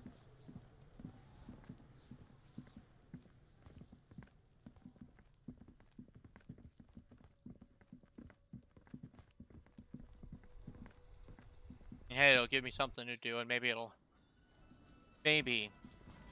I'll be able to find something else. Maybe just Can I disposed help weapon. you? The trash container out back yours? Mine? No, it belongs to the Whirling in Rags. Thank you for clearing that up. Why do you keep the container locked? Why? To keep the hobos and drunks out. That's why. That's fair. And the neighbors too. They put their trash there and they don't pay for the garbage company. I thought as much. And are you the only party with access to the trash container? Well, yes. Us and the garbage disposal company. It seems a little callous, doesn't it? Something stirs in you. Or what this feeling is. Prod at him and find out.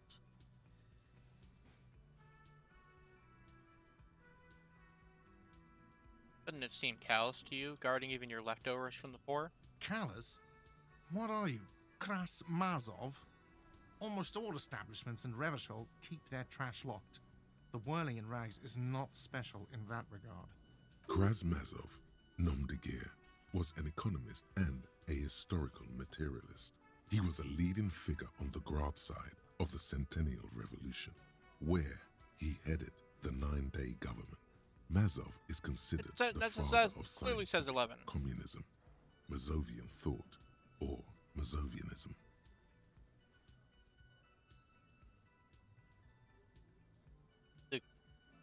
Sorry, the father of scientific communism? He killed himself. Oh.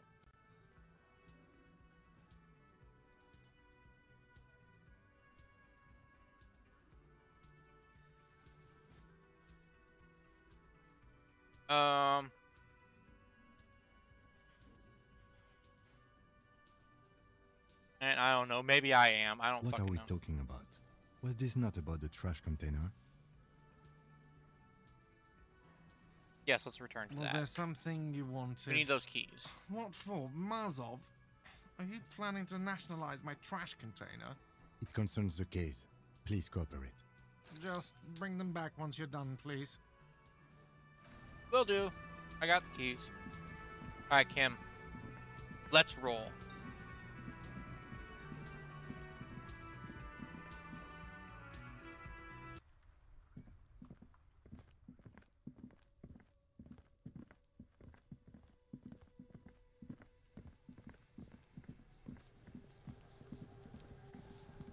This trash container is locked. Open it. With a well-oiled crack, the lock pops open. It should now be possible to simply raise the lid. Don't. Maybe you shouldn't. What's this? Just the feeling. A warning from some part of you. I open it anyway. It probably smells like shit. The smell of rotten food rises to greet you. You see soggy cartons, dirty rags, and organic waste. Yummy. We're just in time. This hasn't been emptied for over a week.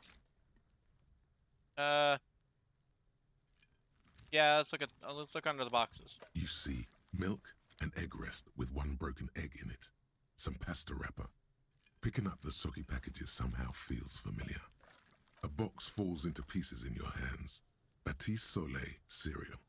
There are plastic pasta packages below, and turbo noodles. Nothing of note, however. What about the rags? Among the threadbare kitchen towels, something catches your eye. A pair of denim trousers. What up?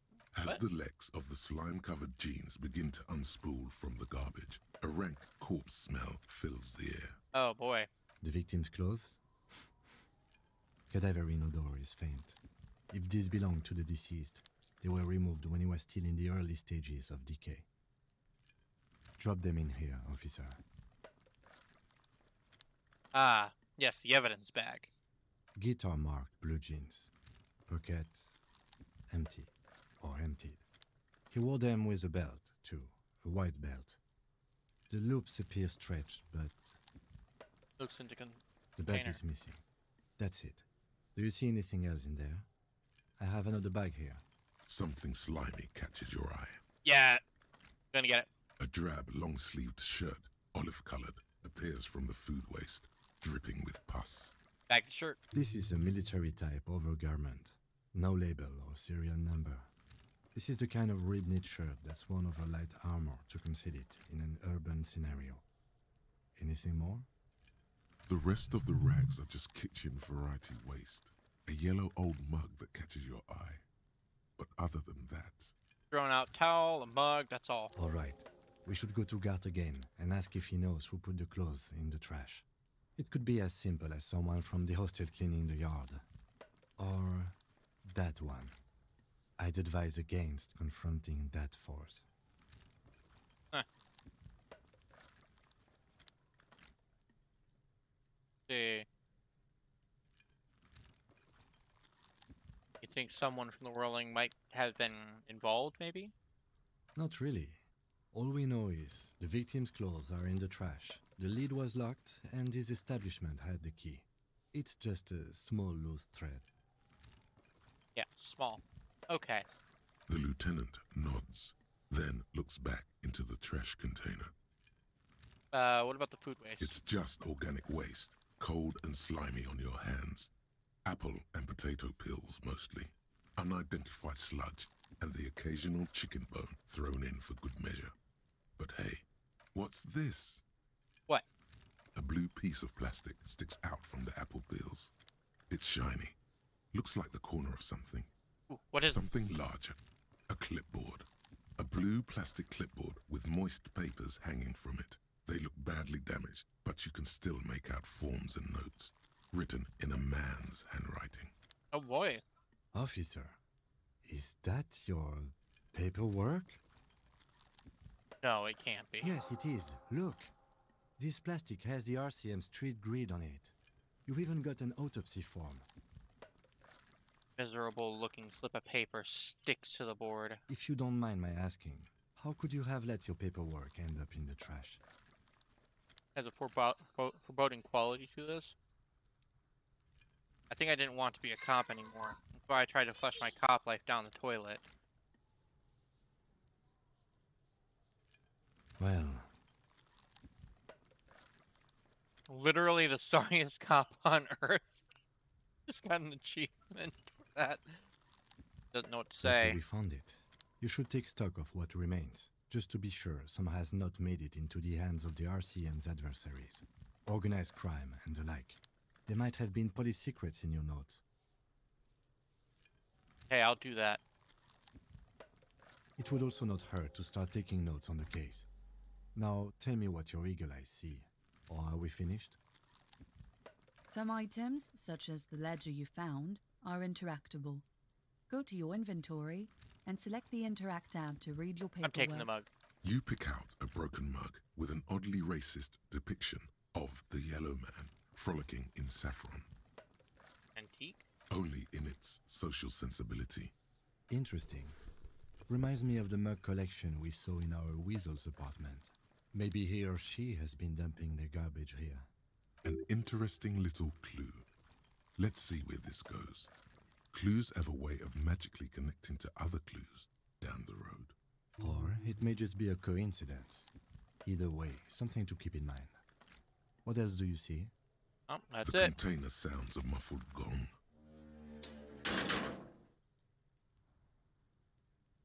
That's one thing off the list. I think we got it all. Alright, I'll interact with, things. Yellow mug. It's just a racist mug. What's there to read here? Quite a lot to read into here, actually. Look at all that content. Oh boy, here we go. What are you going to say about a broken, tossed-away mug that you dug out of the garbage? Look at an example of prejudice. I'm going to use it as an example of what not to do. I'm going to push this into the face of every merchant I find and tell them this is your inane ideology. The mug will be useful. By denouncing it, I can earn political capital and mask my badass hustling, fraud, and embezzlement.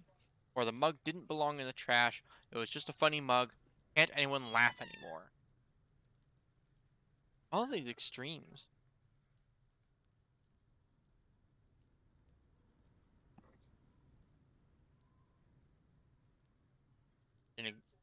There's an example of prejudice. But it was in the trash. Why not just call it out when you see it? Or do some volunteering work. Just finish your case, detective. Yeah, sure. Damaged ledger. Oh, it's even got a banana peel on it. Look at that. It's the ledger you found in the trash. A pitiful cabbage of white and yellow papers hanging from plastic board, barely held together by a metal clip. This sad display is made complete by the faint smell of urinal cleaner. Anything else? There's a piece of toilet paper, or is it cleaning tissue? No, it's toilet paper, desperately sticking to the back of the blue plastic clipboard. It's a metaphor for you.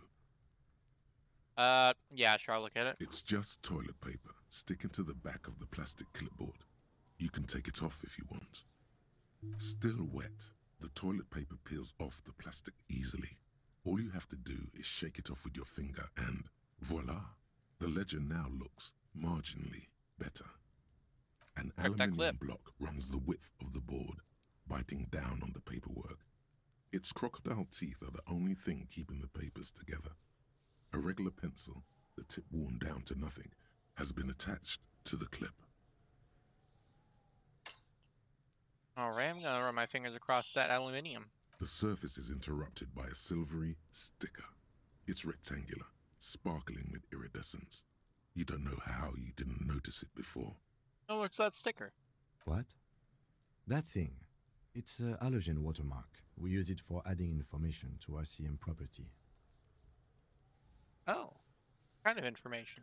It depends. Aside from an anti-counterfeiting stamp, mine has my station number and address.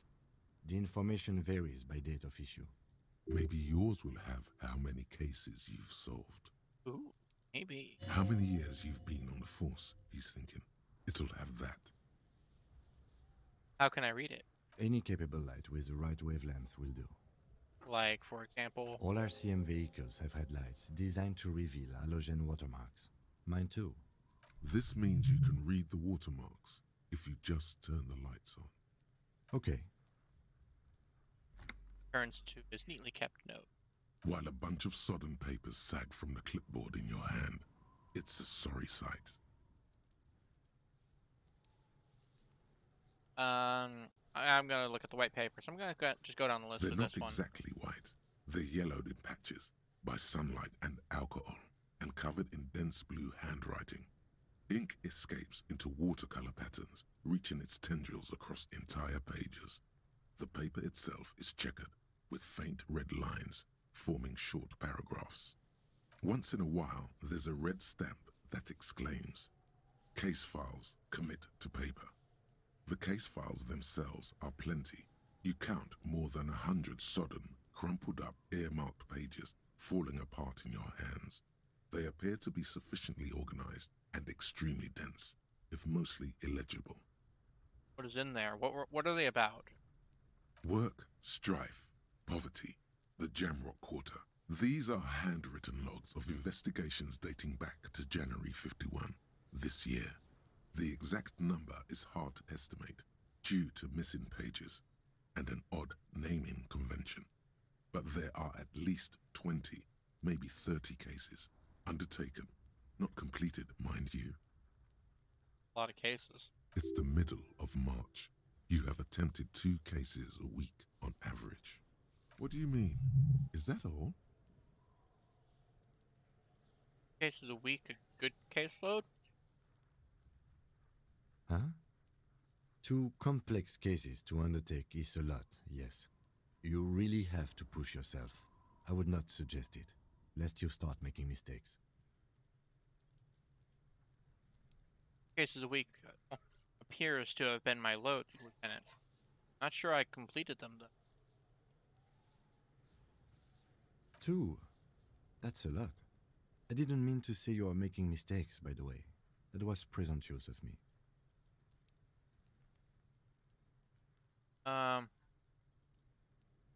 I'm sure I made plenty of mistakes. It's okay. We all make mistakes. Like a fan of gills, the checkered papers dry in your hand. The handwriting is extremely dense, if mostly illegible. What about the naming convention? Yes, it appears you employ a, shall we say, robust yet literary system. Each investigation has its case number written on the margins. Yet, still more tellingly, most are accompanied by a name. A title, one might say even. One that draws inspiration from snoop fiction and vespertine cop show staples. Ah. And they're written in capital letters, too, of course.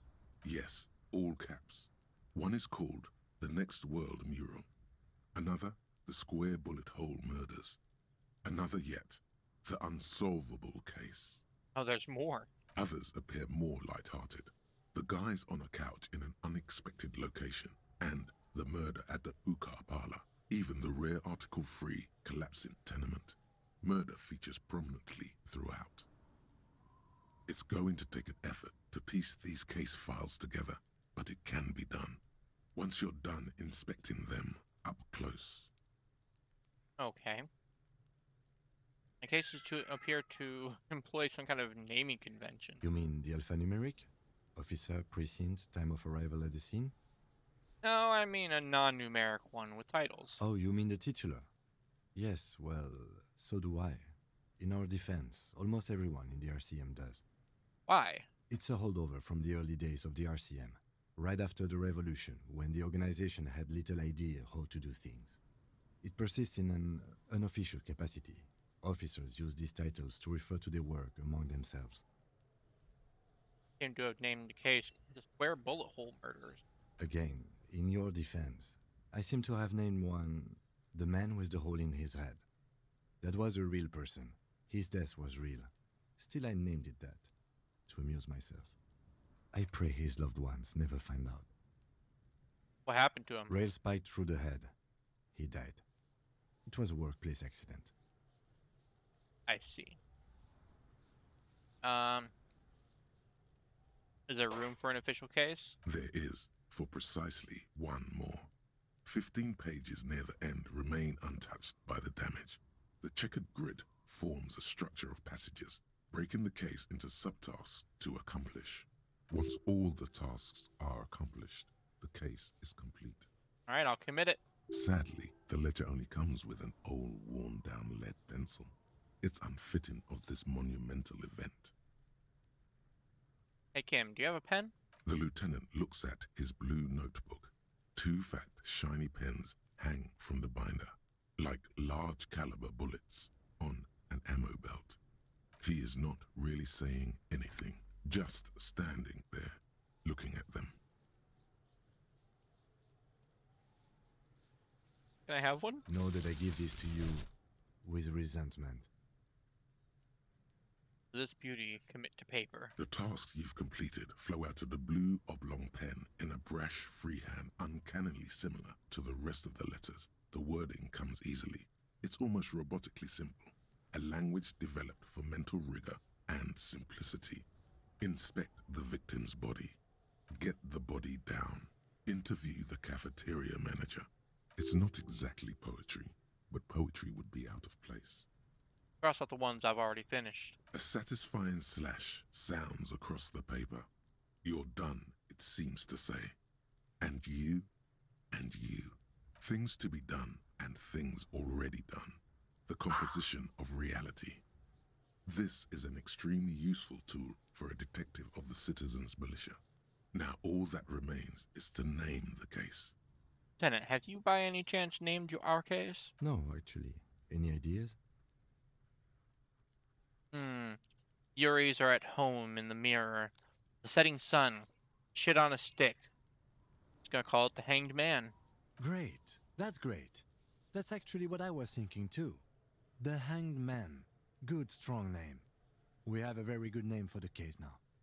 I'm going to start calling it the Hanged Man. It's good we sorted this out. Yeah, I like it. Alright. I'm done inspecting these. I close it. You don't exactly close them, so much as distance yourself from the smelly papers. They're a little further from your nose now. Can I read the case files now? Yes, you can piece them together using the alphanumeric code on the margin.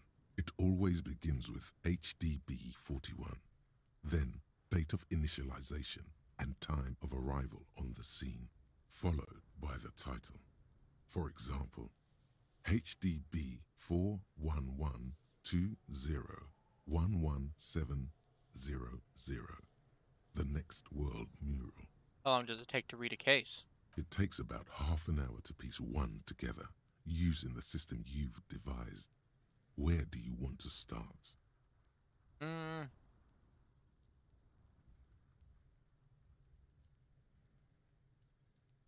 gonna put that away for right now. Not much has changed in the meanwhile. A bunch of sodden papers still sags from the clipboard. I don't want to blow through time just yet. Browse the yellow papers. In the back, you see thin, translucent copy of paper. Some neon yellow, some bright red, all covered in boxes, like marching armies. These look like official forms, waiting to be filled out. Then rip them from the binder and hand them out, according to type of form. What types of forms are there? 3. The topmost are misconduct fines. The middle ones are station calls. And the bottommost are field autopsy forms. Each is easy enough to make sense of. You don't have to be an intellectual giant to do police work. A monetary penalization ranging from 20 to 250 real. Severe cases allow for 1,000 real, but that requires special paperwork. The details of issuing these fines are spread out over the rest of the fields, but they appear pleasantly vague. I see. So I can just hand them out to anybody. That's mean. These are quite sinister in turn. They give a date and time for the person to appear at the specified precinct police station. Below the call are the criminal charges you risk by not appearing. Okay, so that's when we say, hey, you did something bad. Come talk to us. We'll handle this. Okay. A dozen pages of thin copy paper, bright red in color. You see the parameters of a deceased human form waiting to be filled in. Age, sex, condition of internal organs. And that's what we've read through before. Yes, all that remains now is to fill those forms and hand them to people. Fines for wrongdoers, interview requests for bad guys, and field autopsies to dead guys. The rest of the stinking cellulose is much worse for wear. Being sandwiched between the board and the rest of the paperwork must have spared the fragile copier paper. What about the clipboard? It's made of dark blue plastic, hard enough to beat someone to submission with. The edges are rounded, however. The U4 size board feels thick and heavy in your hand. Light shimmers on its wet surface. On the back, you see the embossed letters RCM. I'm gonna shake it. Something rattles inside, ever so lightly. Is there a hidden compartment? Oh shit. Permeables. It's not hidden per se. The compartment is made for permeable materials that would get damaged if something happened to it. Ah, but it was closed, so what's inside? The plastic shimmers like lapis lazuli, but it is not see-through. You cannot see to its center. How would I open it? With your hands. You 4-sized pages hang from the clip, screwed to the top of the board. I'm gonna smell the ledger, and then I'm gonna see what I can do about tracing my interfacing before trying to open it. The acidic stench of rotting food is rubbed off on the cellulose. It now forms the base of the experience. This base surrounded by a faint air of spoiled meat, the stuff of death itself, and then sprinkled liberally with the citrus zest of toilet cleaner. Ooh, wonderful smell. Alright, interfacing.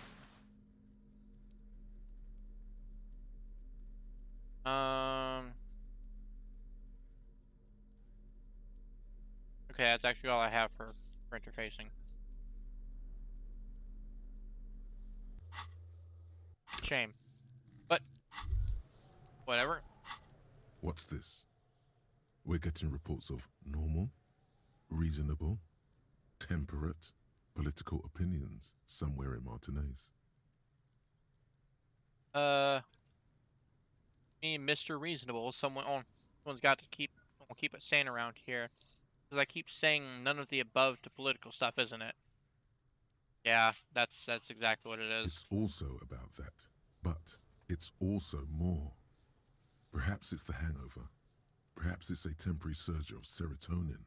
But something tells you it's time to become a citizen of the Kingdom of Conscience. Well, where is this Kingdom of Conscience? It is not a place.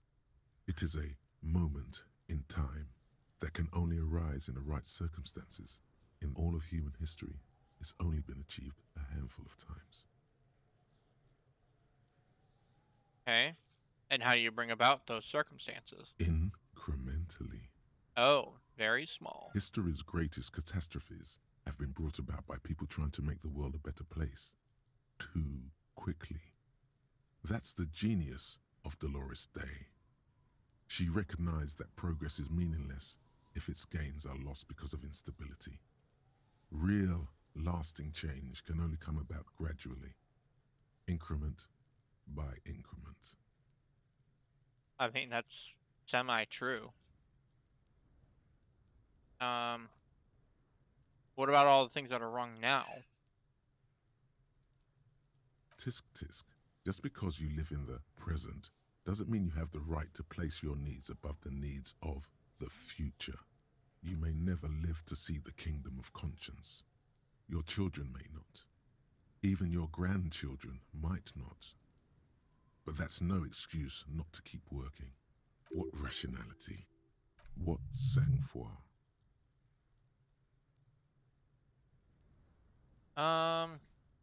See.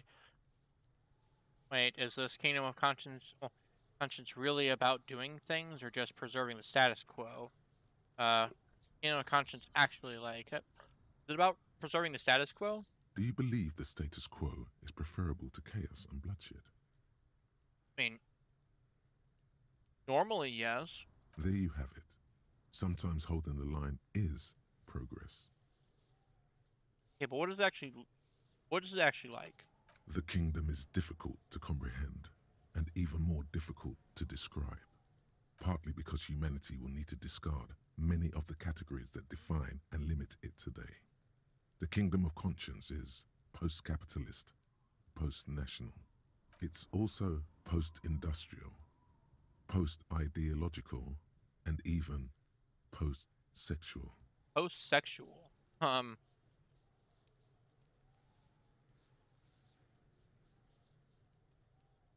don't know. And honestly,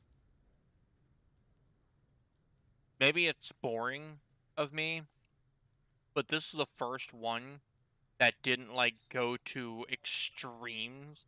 It's just, yeah, fucking, like, maybe we shouldn't just cause chaos right now. Chaos is great and all, but why don't we just like small changes? I don't know. I should pick one of these. And like this is the last one, I believe. Fuck it. Sounds incredible. I'll NZ. Let's go there right now. Slow down, Mr. Reasonable. Did you miss the part about compromising and taking things slow? Alright, then let's get there eventually. That's right. Remember, real democracy is just around the corner for Revachol. When that real democracy kicks in, a long time from now, we are all going to be so much happier.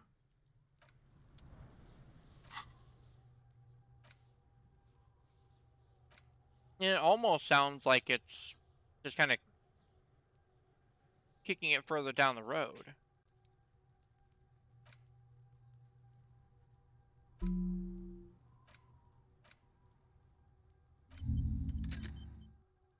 But I'll think about it.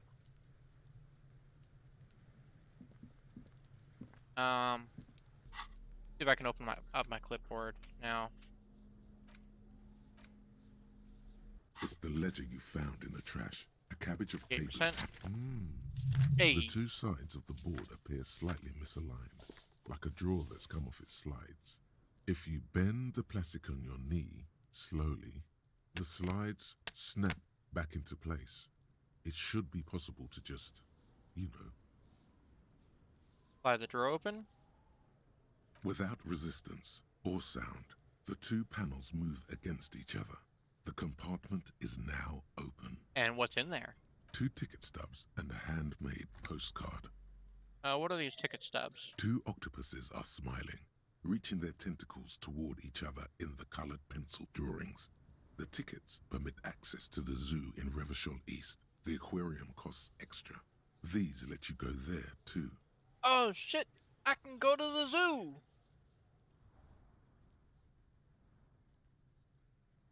Wait, what? Fucking kill yourself, asshole? What? No, pick up the card. Thin wax paper has been glued to a piece of cardboard.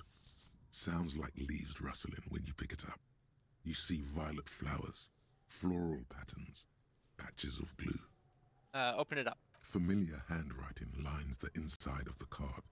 Looped, round letters in a woman's hand. Oh. A young woman in her 20s. There is care, effort, and a smile, you think. Although that is not something you can read from someone's handwriting. Harry, it begins.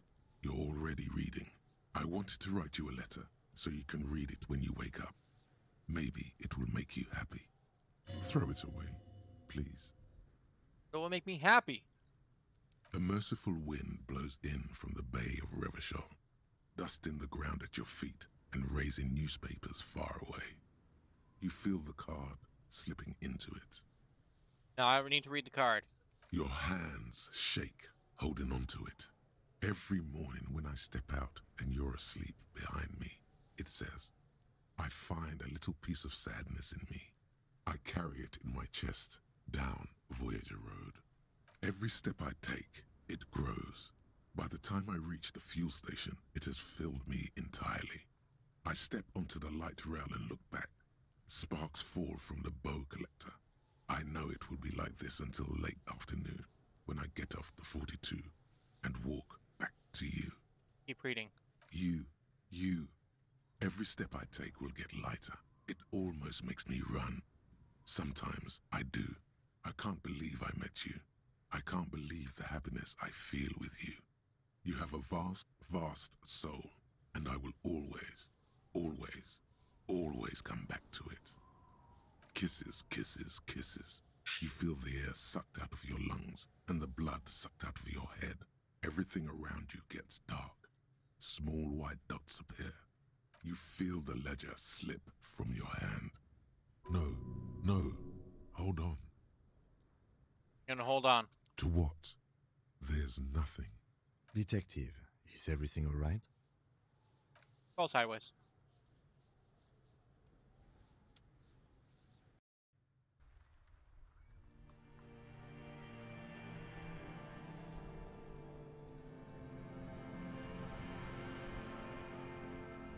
Did I just die? What? What? There is nothing.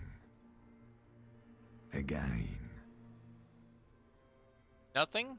Nothing sad, brother. No treachery, just blackout. Well, almost nothing. There is the ground below you, that's still there. And the small light that's on, fluttering, somewhere in the basal ganglia.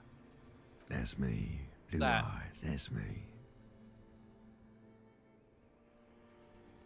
And who was that? Who was what? He speaks of the sickening longing, the unwell emotion. Even in the darkness, he's grasping for it. Still trying to hold on to the great sorrows slipping in the water. Slimy. Yeah, that's the stuff. Here in the paleo-mammalian cortex, we call it the shadow. Because it's always there.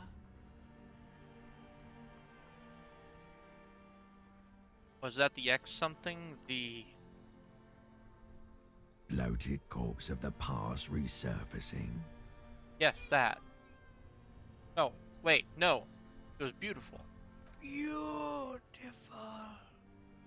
Believe me, stupid ape, its lack of beauty was not the problem. Where's Voyager Road? There is no Voyager Road. There are no roads, no houses, no lights in the windows. It's all on pause. Enough. Lie there, motionless. You think they would let you?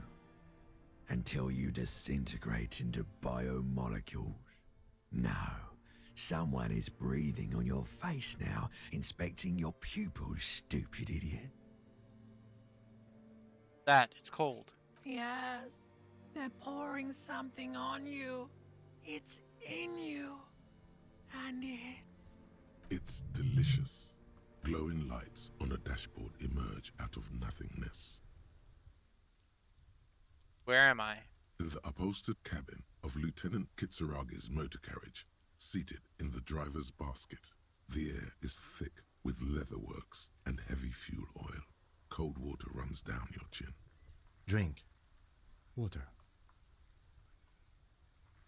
Lieutenant, sending a small canister to your mouth. Yeah, sure, I'll take a drink. The water is cold, silvery, the stuff of life itself, as it pours down your parched throat. The pounding in your head recedes. The darkness parts. Drink. You haven't drunk water in 2 days. Did you know the human body is not made to survive on alcohol alone? You need a secondary form of hydration. Actually, beer and cider have loads of water in them.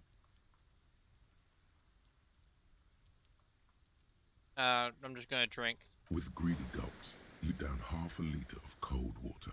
Some of it spills on the driver's seat. The lieutenant pays no heed to it. What happened?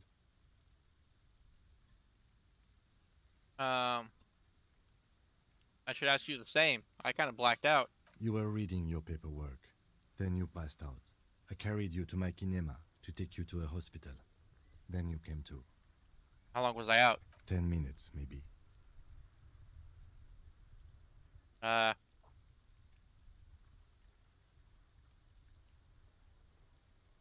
Came in contact with the burnt-out ruins of the past. That does sometimes happen. Hand you the remains of your ledger. He replies with such understanding, it's as if the burnt-out ruins of the past were an occupational hazard. Athlete's foot for cops. You dropped these. Are you okay to proceed? Solve this case. Good. The Ledger of Failure and Hatred is a special item that can be used both as an interactable and a tool equipped in your held slot for skill bonuses. Find it under the Tools tab in your inventory. Let's finish the thought. Official. You've done it, Harry. Whatever else you are, you're also boring now. Yeah, It was not easy. You spent most of your life trying to funk up every nook and cranny of your personality. When someone says something political, the first three thoughts in your head are a ludicrous hodgepodge of communism, fascism, and stock tips. When they ask you why you did something, it's superstardom, apocalypse, or the mea culpas of the flagellant cop monk. It's not easy reaching for the fourth option, the normal one, but you have. And now, you're not just crazy, you're also boring. Hell yeah, finally. All learning caps raised to 3. It lowers my my shivers in Inland Empire. That's good though. That gives me a lot more. I can actually put more into physical instrument.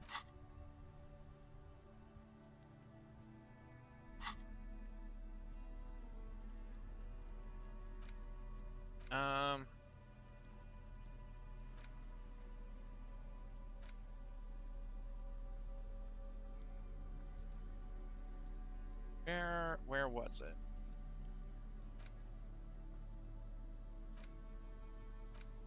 Ah, alright.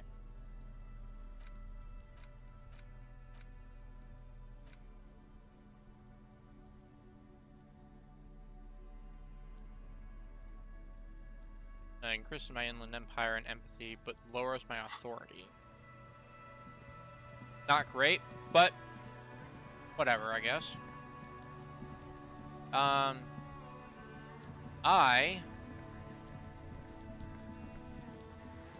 need to go talk to a smoking man. Yeah, I'm finally boring.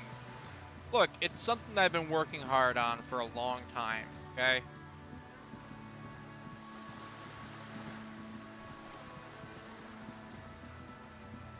Something that you wouldn't understand.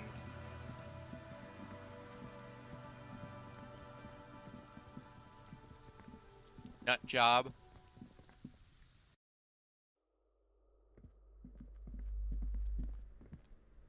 Yes? Fuck, I've forgotten how to go upstairs.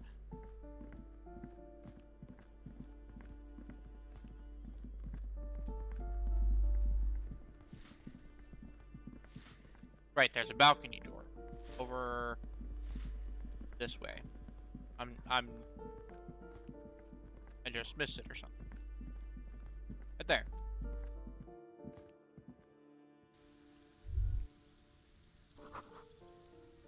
And it's this door that I need to go to. That's where the smoking man is. This door is made of metal and appears to be reinforced. Someone here really values their security. A knock. No one answers. We should return tomorrow. Tomorrow at 9 p.m. Damn it, I do have to come back tomorrow. Okay, fine.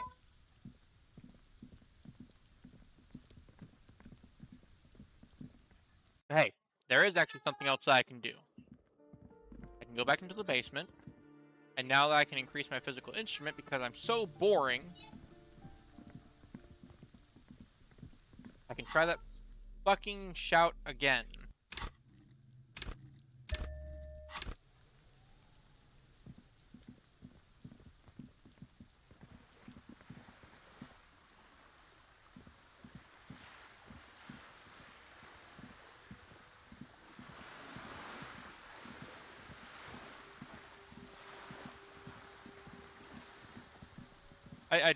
It is kind of funny though that I pass out from reading a postcard, and then that's also when I just so happen to finish my thought about how boring I am.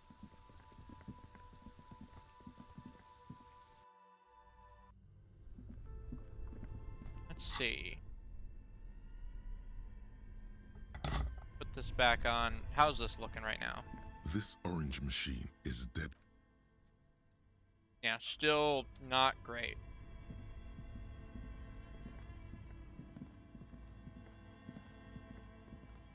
But I do have this.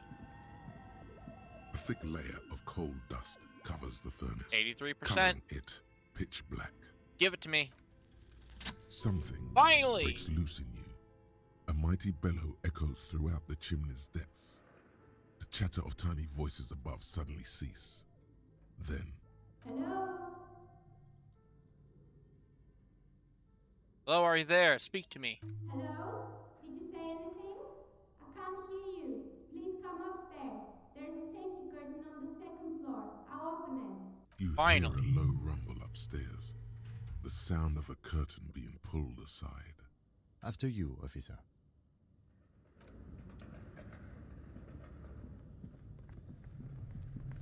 About damn time. Broken my fucking toe on that. I failed it 3 fucking times.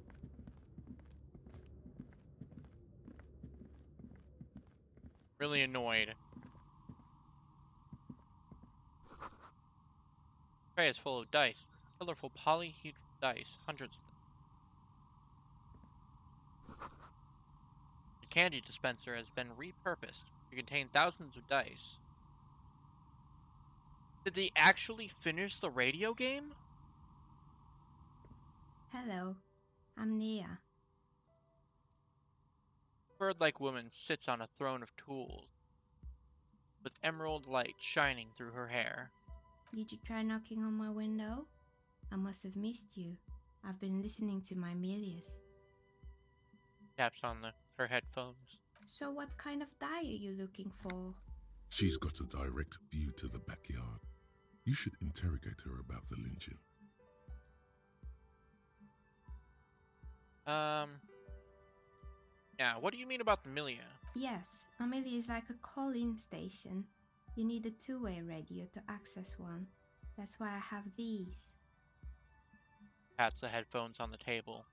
Mostly, they just teach you to swear in different languages. But some of the stations can be quite interesting. I was so absorbed, I must have missed you knocking. Why are you asking me about dice? I'm a novelty dice maker. Tell me the name of your role-playing system and I'll make the die you need. That's why you're here, yes? Role-playing games? You know the one made by Fortress Accident. Does that count? Yeah, I do know about that one.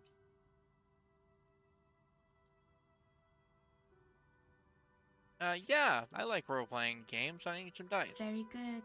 My rate is 10 real per set, unless you want something really unusual. Take a look around and see if there's any particular stone you want to use.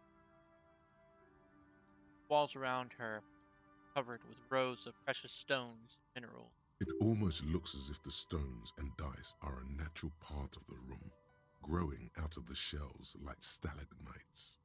No falsehoods are present. She's a novelty dice maker and doesn't have anything to hide. Ask what you need. I don't know what I'd use a pair of die for, but like, I'm tempted to ask for some anyways. Yeah, why not? I'll order some die. Tell me what you have in mind. Do you know the Royal Untethered setting? I want to die for that. Ah, yes. Fortress Accident. It's too bad they never finished their game. The Wiro Untethered die is a variation of a standard role-playing die. Only, instead of plants, it uses motives of ice and death. And loss, of course. Of course. Ice, death, loss. Sounds like you. I'm thinking something made from alligator jawbone, cast in black resin. The reptile bone is as white as ice and dead as, well, death.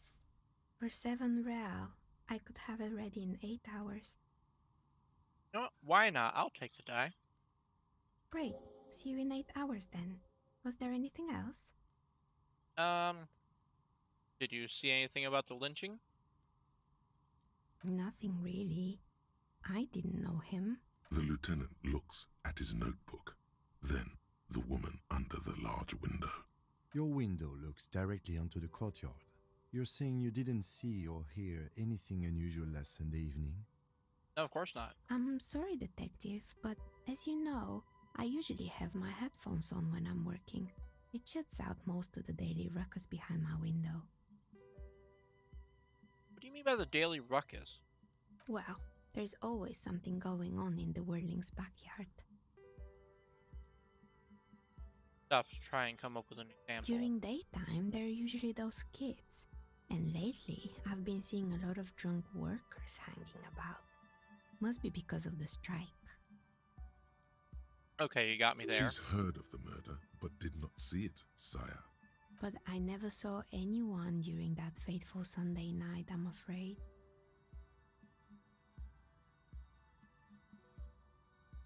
Do you often work Sunday nights? It's an odd profession, making dice for people. But I like it, and I prefer doing this to sitting at home.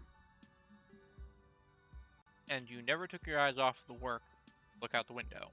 I might have, but in this case, all I would have seen is my own reflection staring back from the darkness.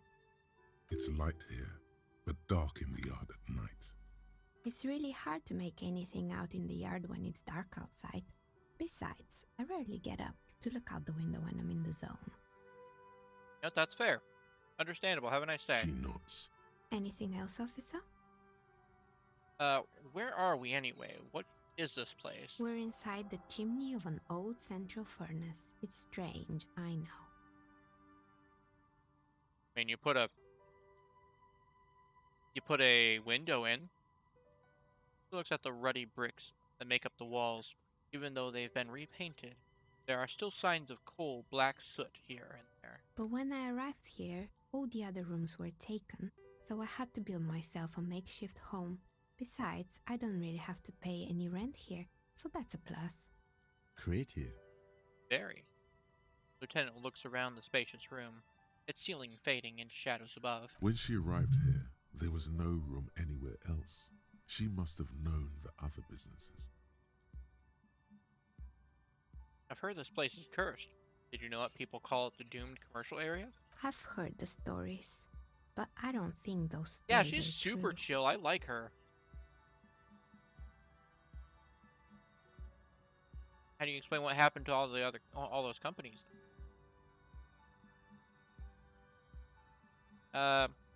It's just capitalism.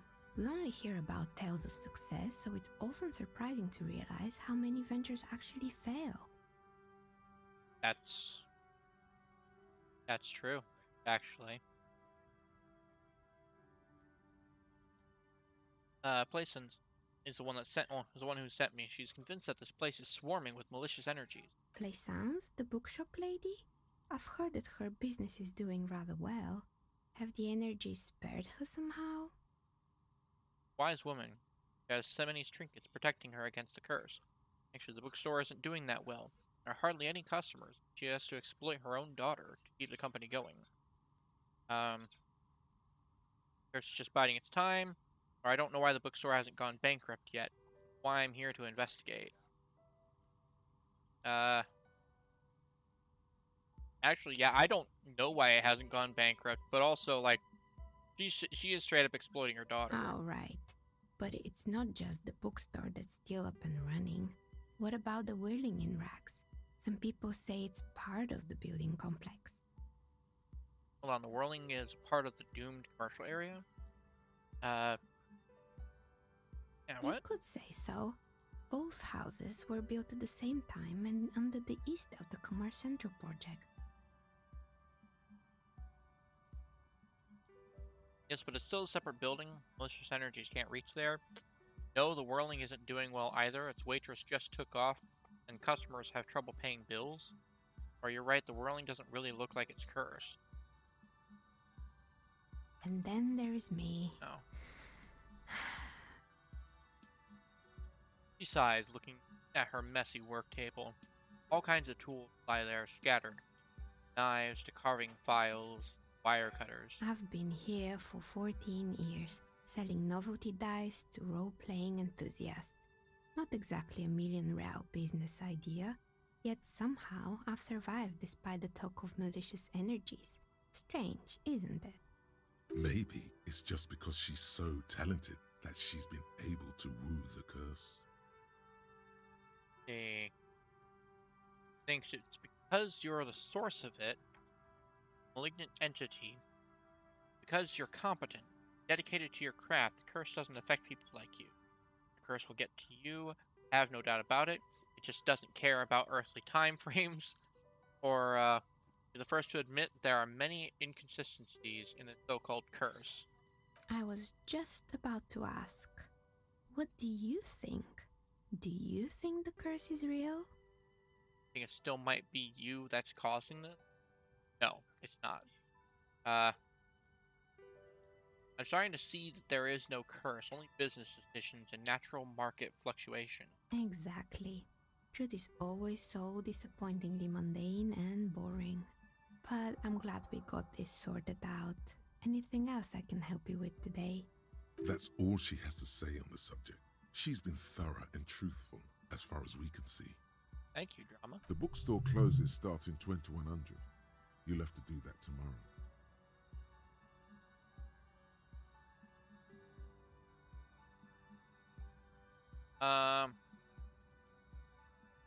Just what an avatar of a curse would say, right? 100%. You know what happened to the other tenants? Everyone else is gone. More or less. Are you interested in anyone specific?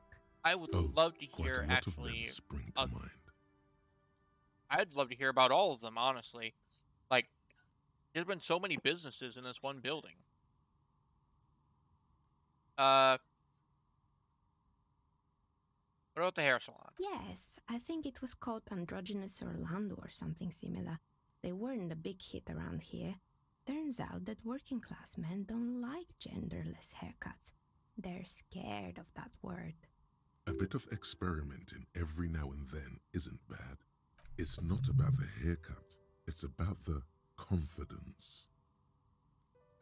Never let anyone androgynous touch my hair. What's wrong with a bit of experimenting? Customers should have been more open-minded. Guess I'm a simple man. I don't really have any opinions on hairstyles. No, what's wrong with it? Try it out. Get some weird fucking haircuts. I guess it just wasn't the time yet. Tucked a strand of hair under the headscarf. What about the gym? It wasn't merely a gym. It was Artemitep's Boxing Club. A community project created to steer at-risk youth away from drugs and crime. Maybe that's what Kuno needs. Boxing club. Kuno? Who's Kuno? He's a little ginger gremlin who likes to defile dead bodies. Oh, you mean the kid with the sailor's mouth? Yes, I've heard him yelling profanities in the backyard. Looks out the window, her face reflecting back in the dark. I think it would take more than a gym to help that kid. Honestly, I don't think that anything could actually affect Kuno at this point. He's probably invincible. How did the community project work out? I'm assuming it didn't. Judging from the kids I've met so far, it didn't really work out, did it? It didn't. If anything, it made the youth situation in Martinez even worse. At some point, someone started a rumor that the punching bag downstairs was full of amphetamines. Kuno is a fixed point in time and space. It's true. It's not really full of that. No one would store this. Can't do regional because he's everywhere all at once.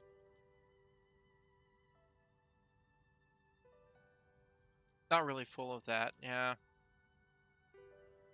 Eventually, the coalition took away the funding and the club went bankrupt. This was a few years ago. It's gotten much more peaceful around the plaza ever since. What about the broken windows? Oh, this one's a mess. There used to be a company that promised to repair windows 24 hours a day. What could go wrong with this one, right? Oh yeah, 24 hours a day? Clearly, like that's great. Anybody can just come in at any time and it'll be all fixed, right? Turns out, the business was actually set up as a front for an illicit group that was producing snuff milius. Who would have guessed? Oh.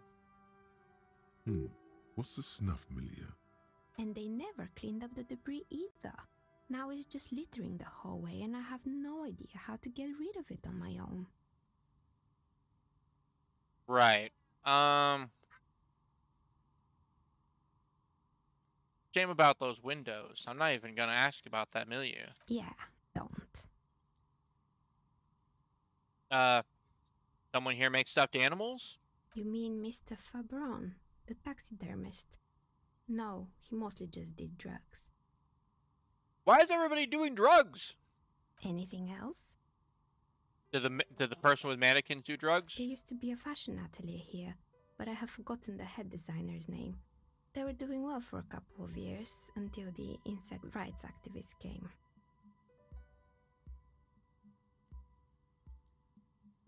Have you seen this place? If you lived here, you do drugs too? Apparently, I did. I didn't know insects had any rights or activists. That's...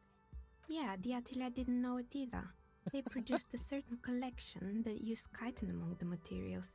Apparently chitin is made in the Occident, where it's extracted from beetle wings. Yep. And you know how all kinds of political movements are big in the Occident. The activists shut down the biggest chitin supplier, which of course caused the price to skyrocket. And, naturally, all the most fashionable tastemakers refused to be seen in chitin from then on. The atelier went bankrupt before they could finish the collection.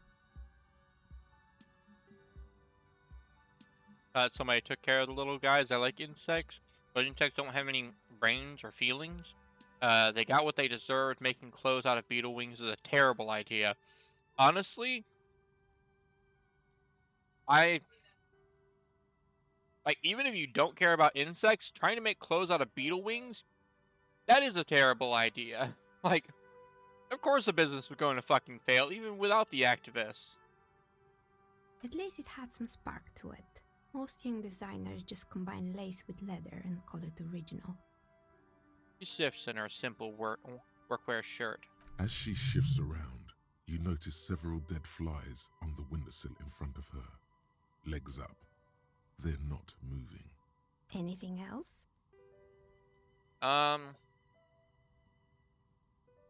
What about the rotor blades and skis? They were made by a company called Slipstream. After they pivoted from making rotor blades to skis, their chief executive took off on a vacation with all their money. Rests her chin on her hand with an impish smile. Oh, yeah, the business vacation, right? Honestly, I think it's quite funny. I think he's still sending out holiday transmissions from Tulula or Tiumotiri or Hashtkor or wherever he is. And what do the transmissions say? The usual, I imagine. That he's been thinking up all kinds of new business plans and can't wait to get started on them just as soon as he returns. Her smile widens before she sees the lieutenant's face behind you. Men like that are a curse. And it is stern. Sure, but Slipstream is history now. All their remaining assets got seized by the bailiffs in 47. I have no idea why those skis and blades are still lying around in the house. Not much use now, I guess. I'm sure I could think of something. They were just the props. Why return them? Maybe you could make a sword out of one. No, wait, forget it. It would take two. No, interfacing. You're onto something. Hold that thought. Not strange machine. Accident, the radio game studio. She closes her eyes as some remnant of a memory lights up her face. They were an interesting bunch. We talked about role-playing systems every now and then. Once, I even saw two of them get into fisticuffs over Wiro. They certainly took their work very seriously, even if they seemed to be chronically liberal with their schedules. What do you mean liberal? What happened? The usual. They ran out of money and couldn't get the project done on time. Oh, what went wrong? Well, I did hear them talking at times. looks at the hallway, as if she can still hear them chit-chatting behind her curtains on a cigarette break. They seem to believe they were historical individuals on some grand quest. She sounds almost mocking when she says that. From what I've seen so far, the project did look quite impressive. Really, you must have been on a gigantic ego trip. No, like honestly, what they were trying to do was impressive. Yes, but when the money started to run out, they just began to complain a lot about capitalism. You know, how the markets are rigged to keep out new businesses and so on. In the end, they just didn't get it done. They didn't have enough willpower to produce something truly historic, and to show up to work on time.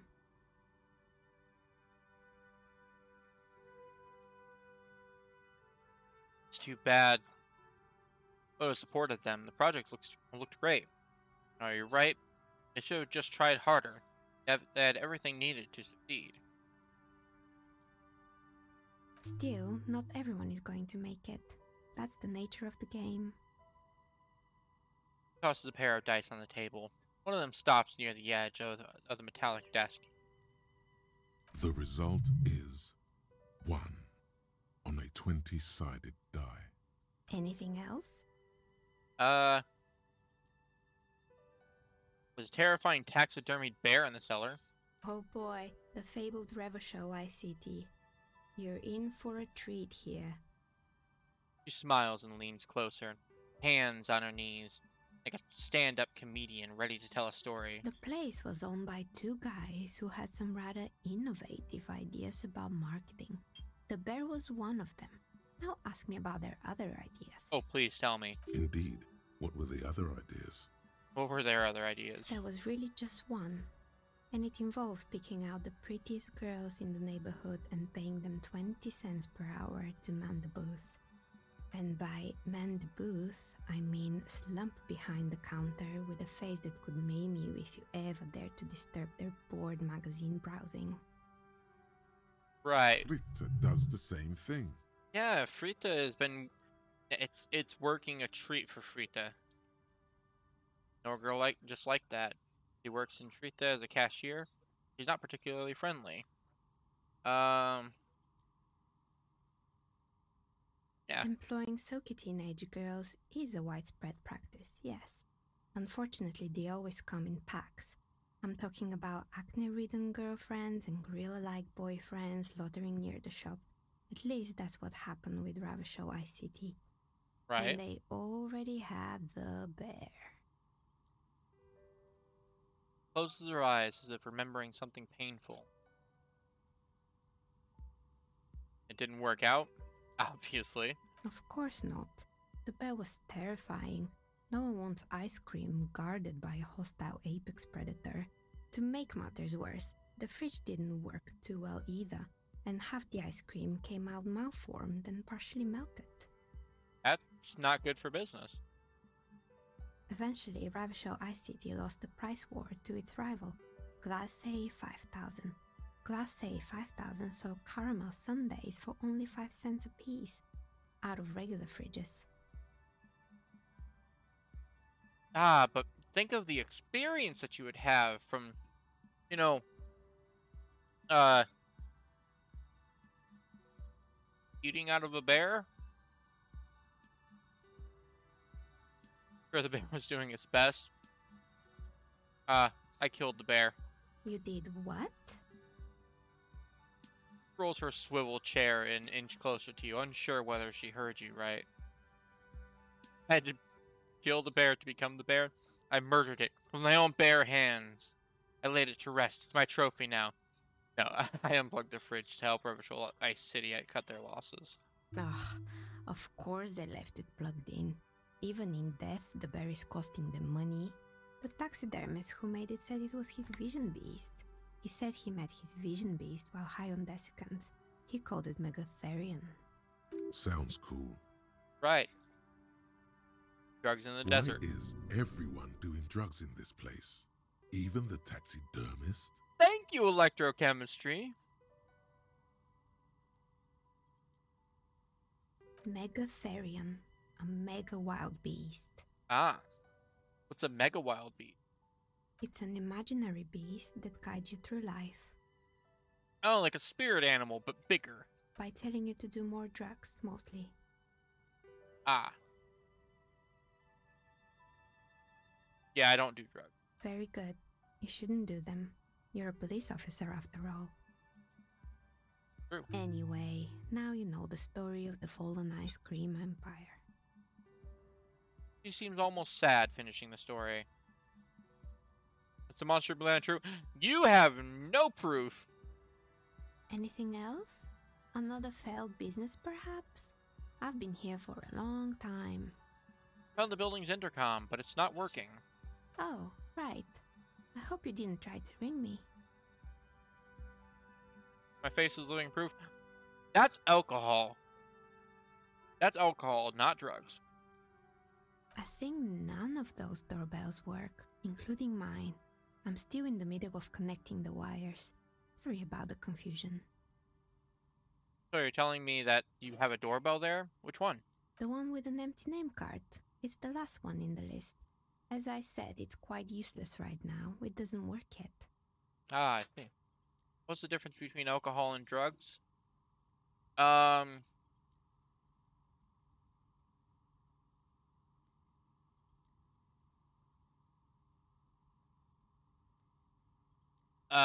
too dumb right now to give an actual answer. I'm sorry.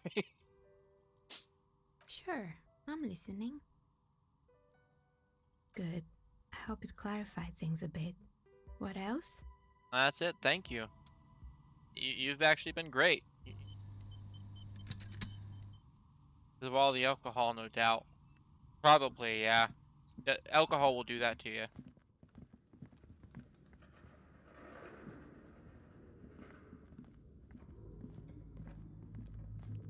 Can I try that? Maybe one of the things that we talked about. Tiles on the cube are still smoked. The speaker comes to life. Yeah. Static seeps through the machine's playing a magnetic driver. An old lady greets you. Her voice sounds 100 years old. Good evening, Fortress Accident en rue de Saint-Ghislaine. This is East Insulindian Repeater Station 1. Please repeat. Let's try the Is password. this the production schedule? Good. Please repeat the password. Shit, I actually didn't get any other option. Received. Don't worry. Fortress thank you. Tiles on the cube are... This old There's fire, the nothing whole about a thing password on resembles here. Nor on here is there. Your flashlights, some of the writing. Damn. And there were like a bunch of businesses that were put through here.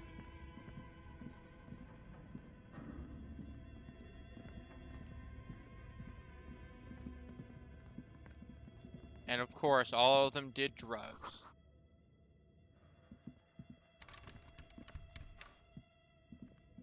Now I gotta leave through the basement.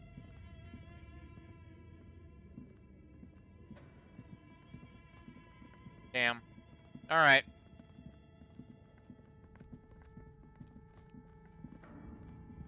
I think that's my sign to end the day. I'll probably end it on the ending of the day.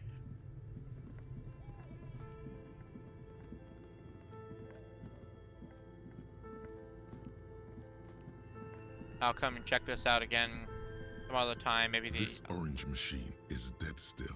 Turning the crank maybe more of feels the oddly satisfying, like more stirring of the ice your- is melted by then. I unplugged it, so it should melt in theory over a day or so.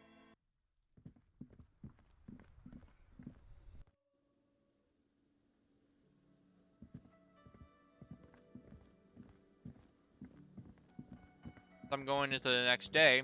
I'll have a lot more shit that I can look into next day. It's gonna be great.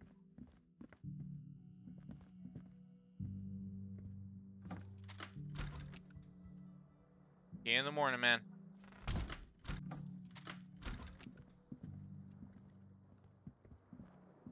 bed is still cold from the broken window, and not too inviting.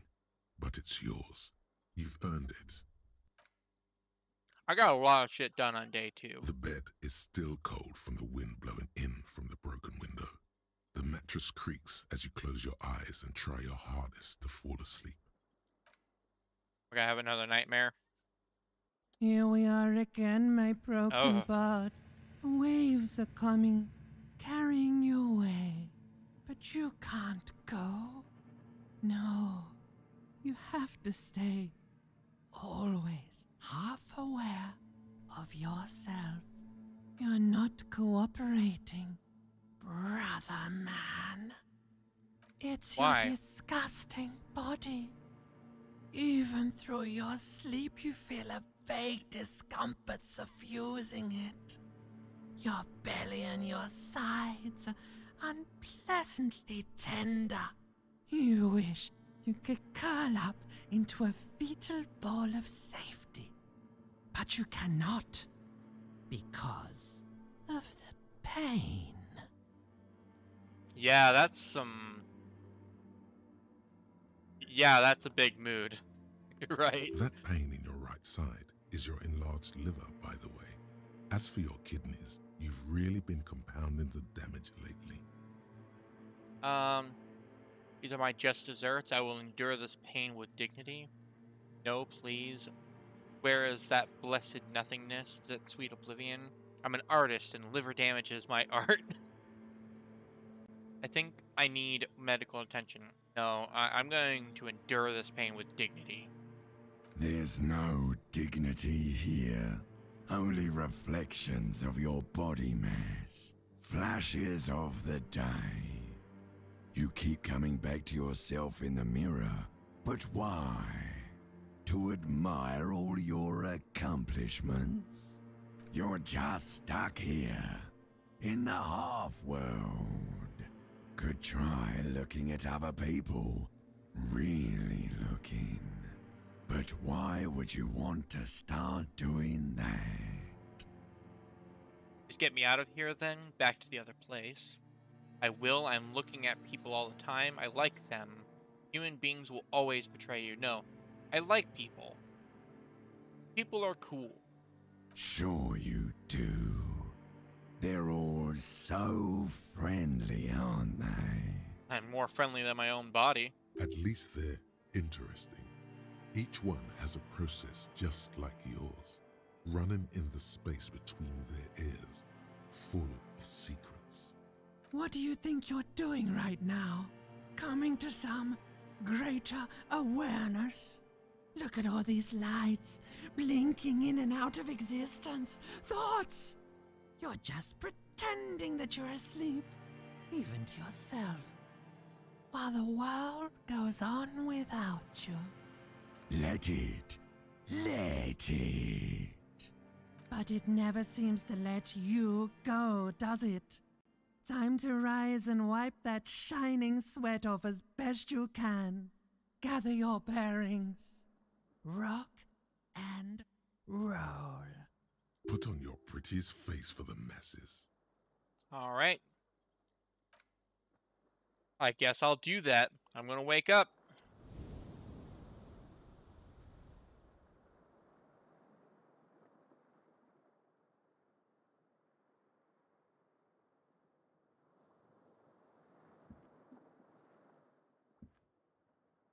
Man, he's got some shit that he's dealing with. And not good shit either. A mirror hangs on the bathroom wall. In it, your face, adorned with the expression.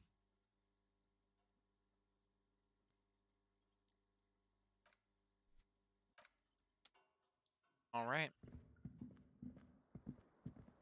Well, I'll pick this up again on Monday. Did I hear a rockin' stone? No, you heard a rockin' rollin' stone.